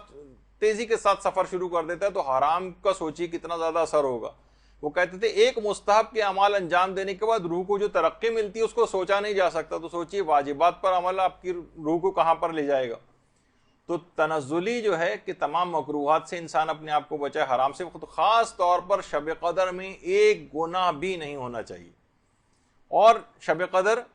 اس کی ایک برکت پھر ایسی ہوگی کہ ہو سکتا ہے کہ اس رات کو آپ نے اپنے آپ کو گناہوں سے بچا لیا اور 1 گناہ بھی نہیں ہوا تو اس کے اندر 1000 مہینوں سے افضل رات ہے. اور ہو سکتا ہے کہ آئندہ زندگی پورے سال پر یہ آپ کا یہ عمل محیط ہو جائے اور ایسے فرشتے خلق ہو جائیں کہ آپ کو کسی گناہ کی طرف جانے ہی نہ دیں. روایات میں ہے کہ فرشتے بعض اوقات خلق ہو جاتے ہیں اور اس کو ہاتھ پکڑ کر اس کا جو ہے وہ گناہوں سے روکتے ہیں اس کو. تو اس قسم کی کوئی صورتحال اس کے ساتھ بھی ہو سکتی ہے. تو یہی وجہ ہے کہ کتنے دیکھیے ایسی چیزیں ہیں. حذیفہ یمانی فرماتے کہ پیغمبر نے فرمایا کہ کچھ لوگ قیامت کے دن اس حال میں پیش ہوں گے کہ ان کی نیکیاں پہاڑ کی مانند دکھائی دیں گی، لیکن اللہ ان کی نیکیوں کو غبار بنا کے اڑا دے گا. پھر انہیں دوزخ بھیجا جائے گا. اس وقت سلمان فارسی اٹھے اور کہا کہ اللہ کے رسول ذرا وضاحت فرمائیے کون لوگ ہوں گے؟ تو آپ نے فرمایا وہ لوگ ہوں گے جو نمازیں پڑھتے تھے، روزے رکھتے تھے، تہجد گزار تھے، لیکن عیب یہ تھا کہ جب بھی ان کے سامنے کوئی حرام کام کرنے کا موقع آتا تھا تو فوراً اس میں کود پڑتے تھے اور اس کا ارتکاب کر لیتے تھے. تو یعنی ہمارے سامنے کوئی موقع پیش آیا فوراً ہم نے ارتکاب کر لیا، کوئی ریزسٹنس ہی نہیں ہے. ہاں عبادت بھی انجام دے رہے ہیں، گناہ بھی ہو رہے ہیں. جیسے کہ آج کل ٹی وی آج کل یہی کام کر گئے، نمازیں بھی پڑھیے، گانے بھی سن لیں، نمازیں بھی پڑھ لیے، ڈانس بھی کر لیں، نمازیں بھی پڑھ لیں، قوالیاں بھی مثلاً پڑھتے رہیں وغیرہ. تو یہ سب چیزیں کیا ہوگا کہ ایک ایسی چیز ہو گئی کہ اسلام اور گناہ کو آپس میں ملا کر چلیں. یہی دین اور دنیا کی اسی کے اندر فلاح ہے کہ دونوں چیزیں اس طرح سے ساتھ ہوں، گناہ بھی ہوتے جائیں اور نیکیاں بھی. یہ میڈیا کا تو اسلام ہو سکتا ہے لیکن بہرحال اللہ کے رسول کا اسلام یہ نہیں. فرماتے ہیں کہ ان کی نیکیوں کو اڑا کے رکھ دیا جائے گا. تو یہی اس رات کے اندر بھی خطرہ پایا جا رہا ہے کہ اس رات خوب عبادتیں ہو رہی ہیں، خوب عبادتیں ہو رہی ہیں، لیکن ایک گناہ بھی ہوا تو ساری نیکیاں اڑا کے رکھ دی جائیں گی اور اس عبادت کا کوئی فائدہ نہیں ہوگا. تو اچھا اب ایک چیز اور بھی ہے کہ کیسے بچائیں اس کو، کہ اللہ ہم سے اس رات کی طفیل، خاص طور پر رمضان کی وجہ سے تو ہر رات اس دعا کو پڑھنا ہے، لیکن روایت میں پیغمبر نے فرمایا کہ جو شخص بھی رمضان میں ہر واجب نماز کے بعد اس دعا کو پڑھے گا اللہ اس کے قیامت تک کے گناہوں کو معاف کر دے گا. اللہم ادخل علی اہل القبور السرور والی جو دعا ہے،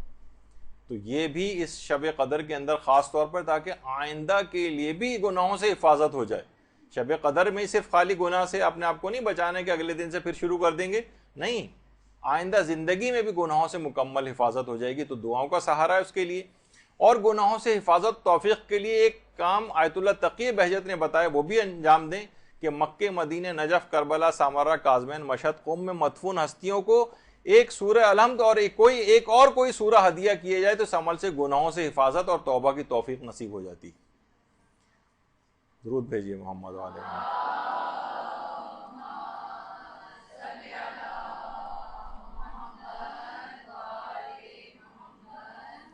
ایک سورہ الحمد اور اس کے ساتھ کوئی ایک سورہ، وہ ان جگہ مقدس جگہوں پہ مدفون جو ہستیاں ہیں ان کو آپ ہدیہ کریں تو اس کا فائدہ یہ ہوگا، گناہوں سے حفاظت ہوگی اور توبہ کی توفیق نصیب ہوگی. بہترین عمل ہے اس رات کو کرنے کے حوالے سے تاکہ آئندہ زندگی میں بھی اپنے آپ کو گناہوں سے بچایا جا سکے. اور فقط اس رات کی حد تک محدود نہ ہوا جائے کہ اس رات کو بھی گناہ نہ ہو بلکہ آئندہ زندگی میں بھی نہ ہو۔ ایک چیز اور بھی علماء نے اس کی تاکید کی ہے، وہ یہ کہ دیکھیے اتنی عظیم رات آپ کو مل رہی ہے، اس پر پروردگار کا جتنا بھی شکر ادا کیا جائے کم ہے۔ تو اس عظیم رات کے ملنے پر ایک طویل سجدہ شکر انجام دیں۔ شب سیر سلوک اور عرفان بغیر سجدے کے کیسے حاصل ہو سکتی؟ اس رات ایک طویل سجدہ شکر جو انجام دیں۔ دیکھیے ویسے تو علماء فرماتے ہیں سارے آئمہ کے جو سجدے ہیں وہ سب بندگی کے ارکان میں سے ہیں، اور سبھی کے سجدے ایسے ہیں، لیکن خاص طور پر سجدہ امام موسیٰ کاظم علیہ السلام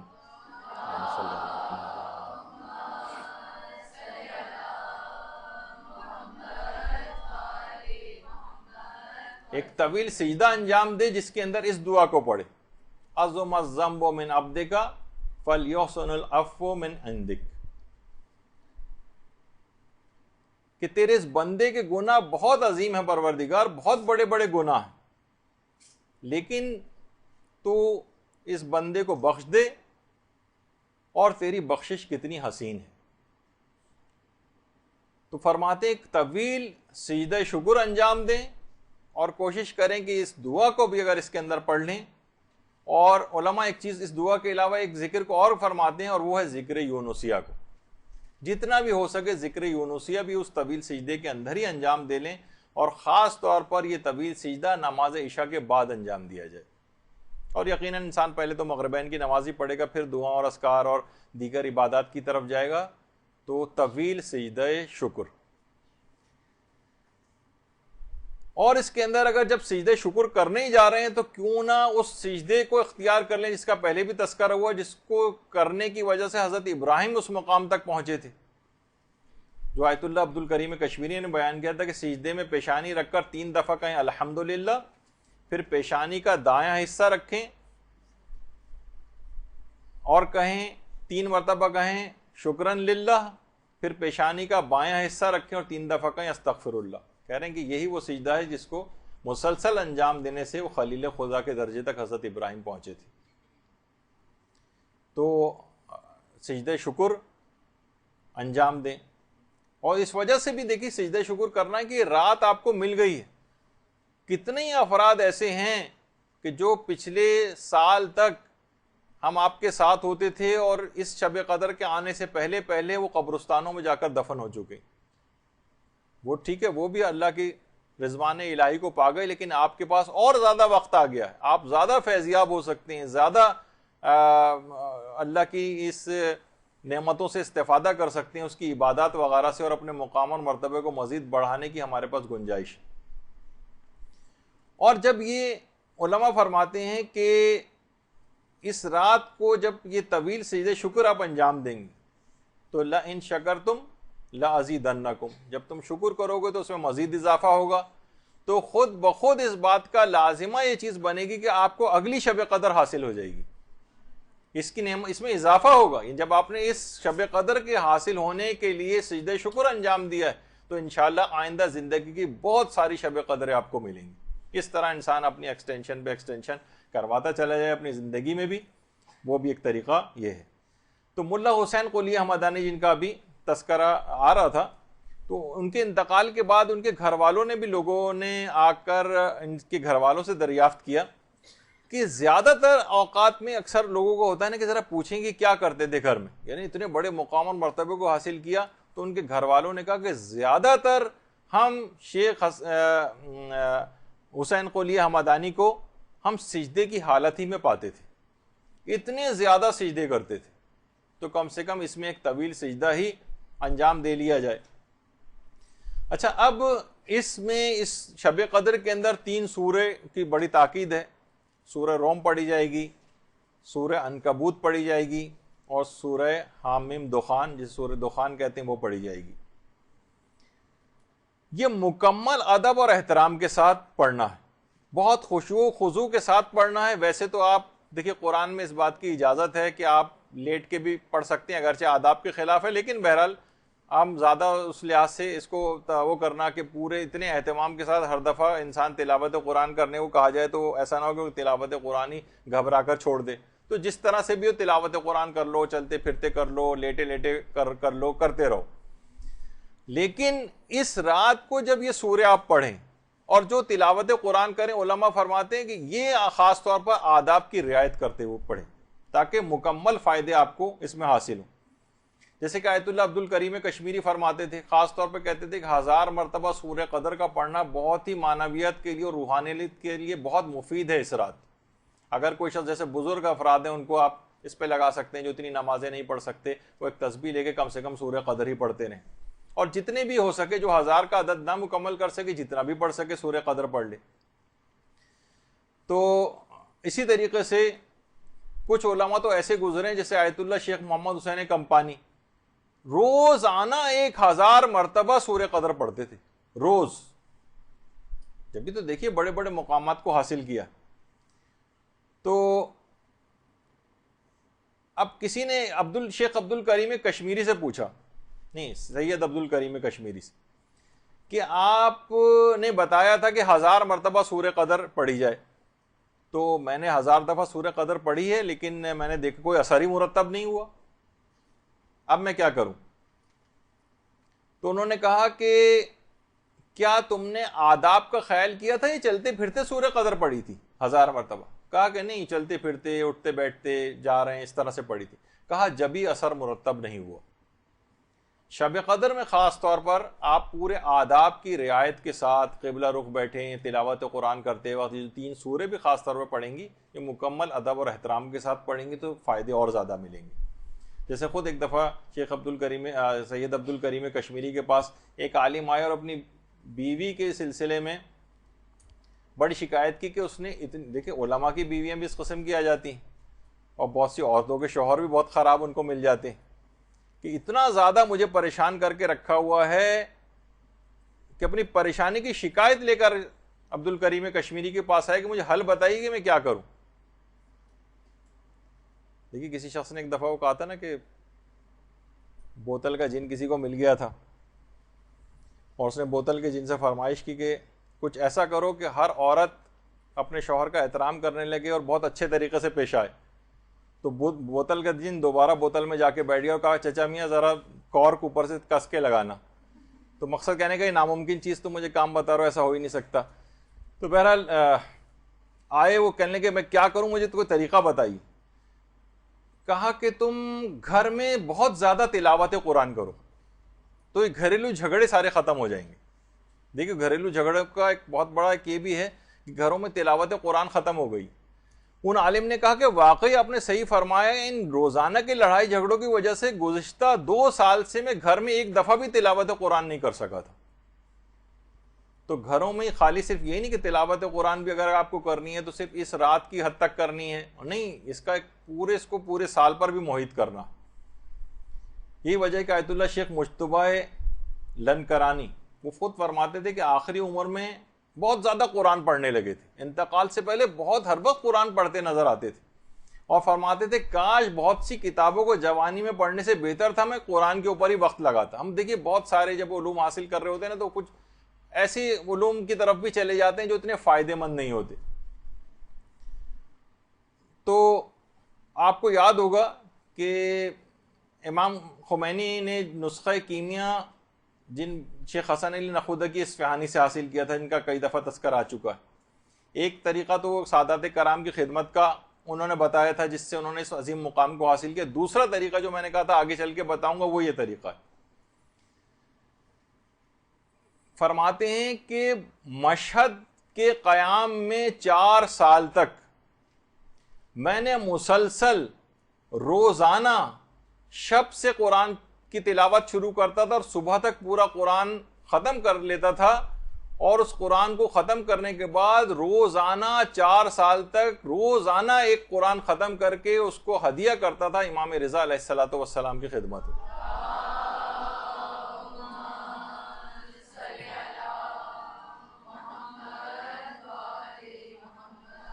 روزانہ ایک قرآن ختم کر کے سوچ سکتے ہیں آپ کہ کتنا زیادہ مشکل کام ہے. رات میں قرآن شروع کرتے تھے، صبح تک ختم کرتے تھے اور اس کو خدمت امام رضا میں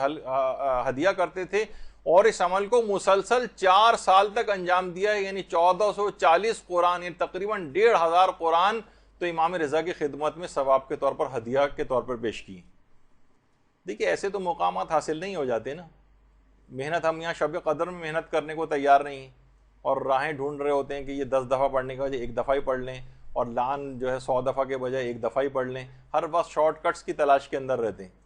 تو بہرحال پھر وہ جب ہی کسی مقام کو حاصل بھی نہیں کر پاتے۔ تو دیکھیے اس قرآن سے کتنے مقامات عالیہ کو حاصل کیا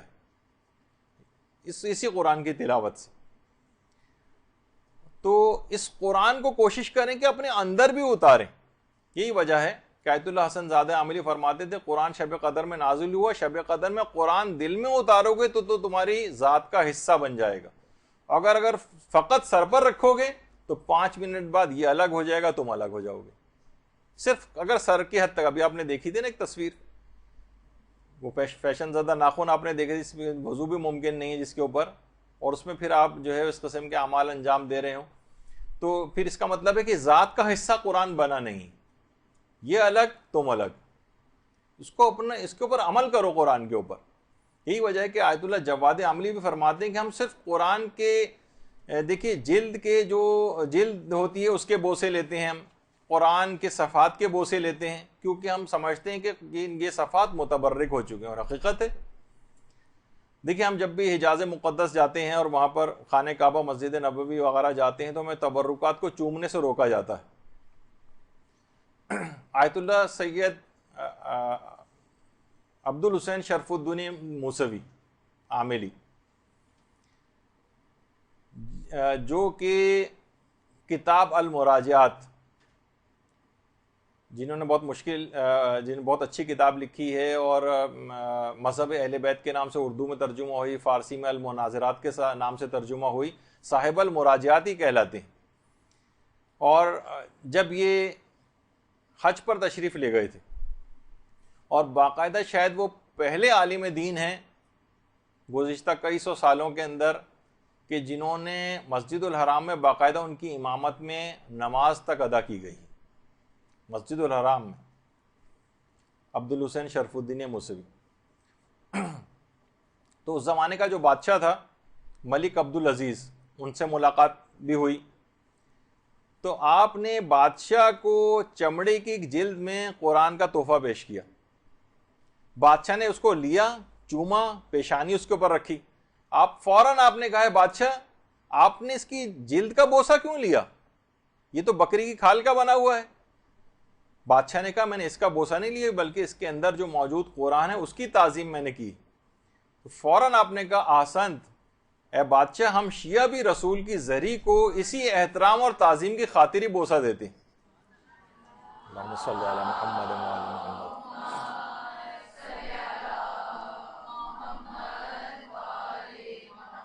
ہم فقط اس دھات کی بنی ہوئی چیز کو اہمیت نہیں دے رہے ہوتے، بلکہ اس کا جو مظروف ہے، جو اس کے اندر موجود پیغمبر اسلام ہے، ان کی عظمت کے تحت ہم اس کو بوسہ دے رہے ہوتے ہیں۔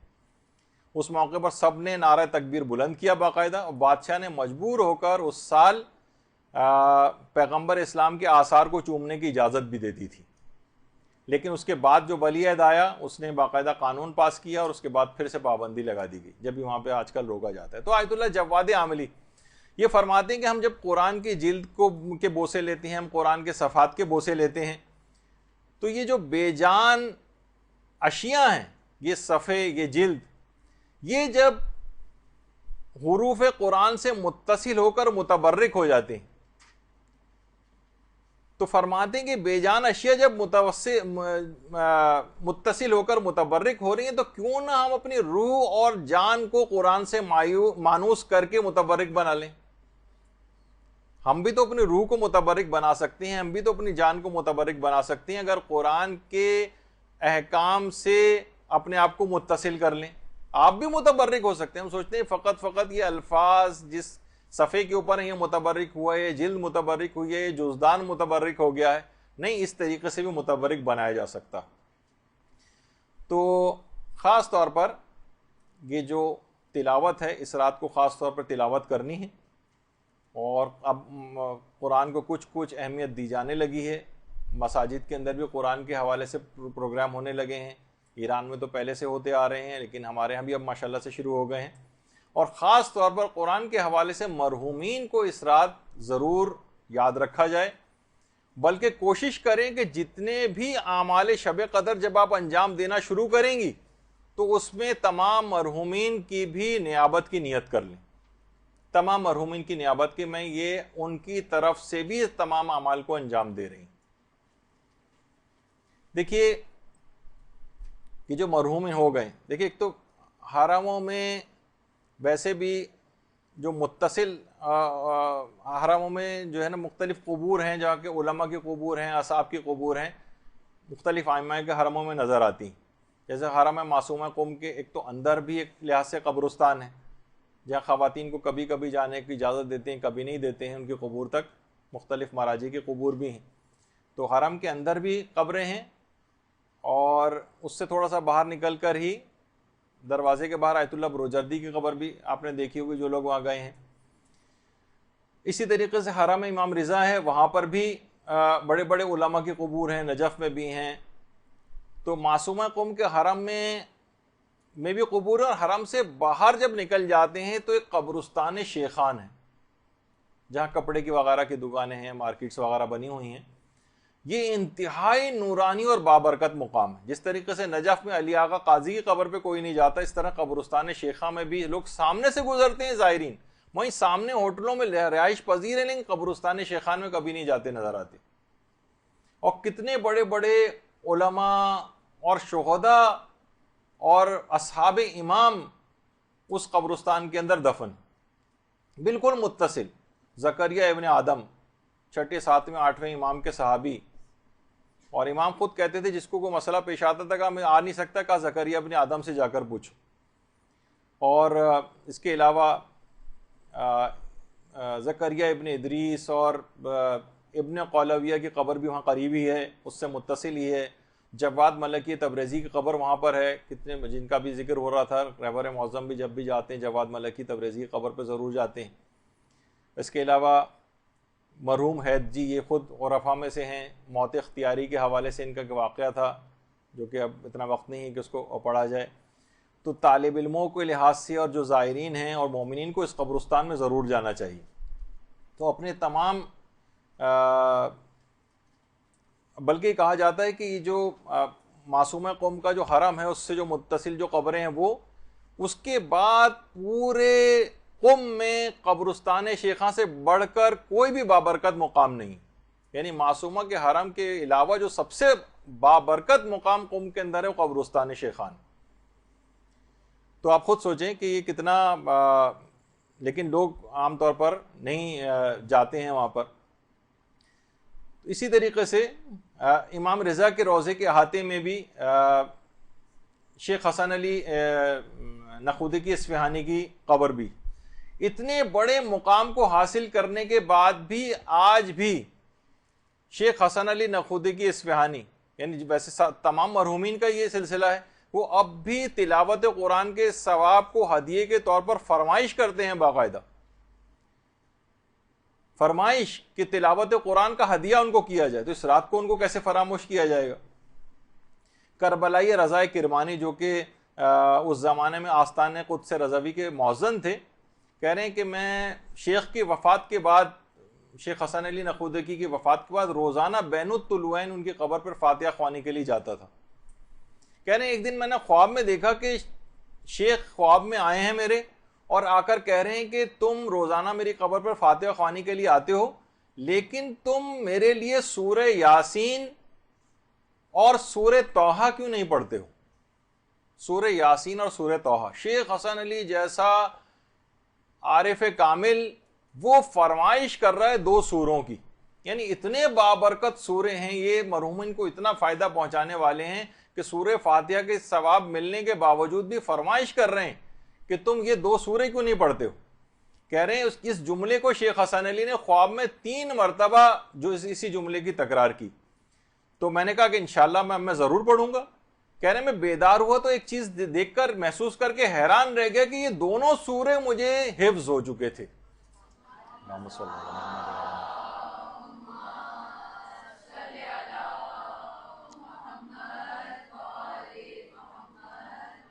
اور کہہ رہے ہیں اس کے بعد میں نے روزانہ جا کر ان سوروں کی تلاوت شروع کر دی۔ تو آپ نے دیکھا کہ بہرحال آج کی رات مرحومین اس طرح سے آپ کی تلاوت قرآن کے ثواب کا بھی انتظار کریں گے، اور یقیناً یہ دو سورے اگر پڑھنے کے بعد کسی کے پاس وقت ہو تو وہ اس سورہ یاسین اور سورہ طٰہٰ کو اپنے مرحومین کے لیے ضرور تلاوت کریں۔ دیکھیے عبادت میں بہرحال محنت تو کرنی، آپ سوچ رہے ہوں گے کہ کتنے زیادہ تو یہ چیزیں آتی جا رہی ہیں، اس کا وقت اتنا کہاں ہوگا، اللہ انشاءاللہ برکت اس میں پیدا کرے گا، وقت بھی نکلے گا۔ تو یہی وجہ ہے کہ آیت اللہ تقی بہجت کہتے تھے کہ زمانہ غیبت میں جو عبادات کرنے کا ثواب ہے زمانہ ظہور سے زیادہ ہے، یعنی اس میں جو اگر آپ نے محنت کر لی تو اس کا ثواب زمانہ ظہور امام، یعنی جب امام ظہور کر جائیں گے اس وقت کی عبادت سے زیادہ ثواب آج کل کے دور میں عبادت کا ہے۔ اچھا، اس رات کے لیے پیغمبر تو کہہ چکے ہیں کہ شب قدر میں کسی نے پوچھا پیغمبر سے کیا مانگے، تو آپ نے کہا تم صحت اور عافیت مانگو۔ صحت انسان کے نہیں ہوتی تو تمام عبادات کی انجام دہی سے بھی رہ جاتا ہے۔ تو علماء فرماتے ہیں خاص طور پر بیمار حضرات اس رات کو دعائے مشلول بیماری کے لیے ضرور پڑھیں، یا ان کے لواحقین یا ان کے جو گھر والے ہیں وہ اپنے بیماروں کے لیے دعائے مشلول، کہ اس میں اعظم اس کے اندر ہے، اس دعا کے اندر، اور یہ بہت مجرب ہے۔ تو بیماروں کے لیے علی الخصوص اگر کوئی دعائے مشلول پڑھے تو شب قدر کے اندر بہت فائدہ ہے۔ اچھا، ایک چیز اور بھی ہے، آج کل لوگ ایک چیز کی بہت زیادہ سوالات کرتے دیکھے جا رہے ہیں کہ دل کو ہمارے سکون نہیں ملتا ہے، دل سے جیسے سکون غائب ہو گیا، دل میں ہر وقت دھڑکے لگے رہتے ہیں، یعنی بظاہر لوگوں کے مالی حالات اچھے ہوئے لیکن سکون غارت ہو گیا۔ تو حجت الاسلام صوفی وہ فرماتے ہیں کہ دل کے سکون اور آرام کے لیے، جس میں دل کی ظاہری بیماریاں بھی شامل ہیں، باطنی بیماریاں بھی شامل ہیں، اور سکون قلب کے لیے فرماتے ہیں اگر ہاتھ کو سینے پر رکھ کر انسان 3 مرتبہ کھڑے ہو کر اور 3 مرتبہ بیٹھ کر سورہ رات کی آیت نمبر 28 پڑھے، الذین آمنوا وتطمئن قلوبہم بذکر اللہ الا بذکر اللہ تطمئن القلوب، کہ اگر کوئی شخص اس آیت کو پڑھے کہ وہ لوگ جو ایمان لائے ہیں ان کے دلوں کو اللہ کے ذکر سے اطمینان ملتا ہے، اور آگاہ ہو جاؤ کہ اطمینان دلوں کو فقط اللہ کے ذکر سے ہی ملتا ہے۔ سورہ رات کی آیت نمبر 28 کو 3 مرتبہ سینے پر ہاتھ رکھ کر کھڑے ہو کر 3 مرتبہ اور 3 مرتبہ بیٹھ کر پڑھے تو جسم دل کی ظاہری اور باطنی بیماریوں کے لیے اور سکون قلب کے لیے بہت مجرب عمل ہے، یہ فرماتے ہیں۔ تو بیچ میں ذکر آ گیا، سوچا کہ لوگ بہت زیادہ آج کل پریشان ہیں کہ مالی حالات کے ٹھیک ہونے کے باوجود بھی۔ اچھا، اب ایک چیز اور علماء فرماتے ہیں کہ خاص طور پر نماز شب اس کو فراموش نہ کریں، جو اس کے پابند نہیں ہیں نماز شب کو، خاص طور پر نماز شب اس رات کو کوشش کریں کہ اس رات سے عہد کر لیں، جو شب قدر کا ایک بہت بڑا فائدہ آپ کو اٹھانا ہے نا کہ نماز شب روزانہ آپ پڑھیں گے، تو کوشش کریں ایک تو 11 رکعت والی نماز شب وہ شب قدر سے اس کا آغاز کر دیں، جو کہ بعد کی زندگی تک بھی اس کو جاری و ساری رکھیں۔ اچھا، اب مسئلہ ہے کہ باتیں ابھی پھر بہت تھیں، تقریباً میرے اعتبار سے تقریباً آدھے گھنٹے کا تقریباً میرے لحاظ سے ابھی میٹر اور تھا کہ جو کہ کچھ اعمال اور بیان کرنا تھے، لیکن ظاہر شب قدر ایک ایسی عظیم اور بابرکت رات ہے کہ بہرحال اس کا جتنا بھی اس کا حق کبھی ادا ہو ہی نہیں سکتا ہے، تو کوشش یہ کریں کہ جتنے بھی اعمال بتائے گئے ہیں، بہت سے علماء یہ جملہ بھی کہتے ہیں کہ ہماری زندگی میں تبدیلی کیوں نہیں آتی، طالب علموں سے فرماتے ہیں کہ تبدیلی یوں نہیں آتی کہ پچھلی کلاس کا سبق جو ہے اس پر عمل تم نے نہیں کیا ہوتا، یعنی جو انسان جتنا حاصل کر لیا اس پر عمل شروع کر دے تو خود بخود اس کے اندر تبدیلی آتی چلی جائے گی۔ ہمارے ساتھ یہ کہ جتنی بھی چیزیں بتائی گئی ہیں اس پر عمل کرنا شروع کر دیں، انشاءاللہ پھر اپنے نفس کے اندر بہت تبدیلیاں آپ کو نظر آئیں گی۔ یہ رات دعاؤں کی رات ہے، قبولیت کی رات ہے، کوشش کریں، گڑ گڑائیں کہ چشمہ قبولیت زمزم جو قبولیت ہے اس کو بہرحال جاری ہونا ہی پڑتا ہے. دعاؤں کو ایڑیاں رگڑیں باقاعدہ اس رات کو،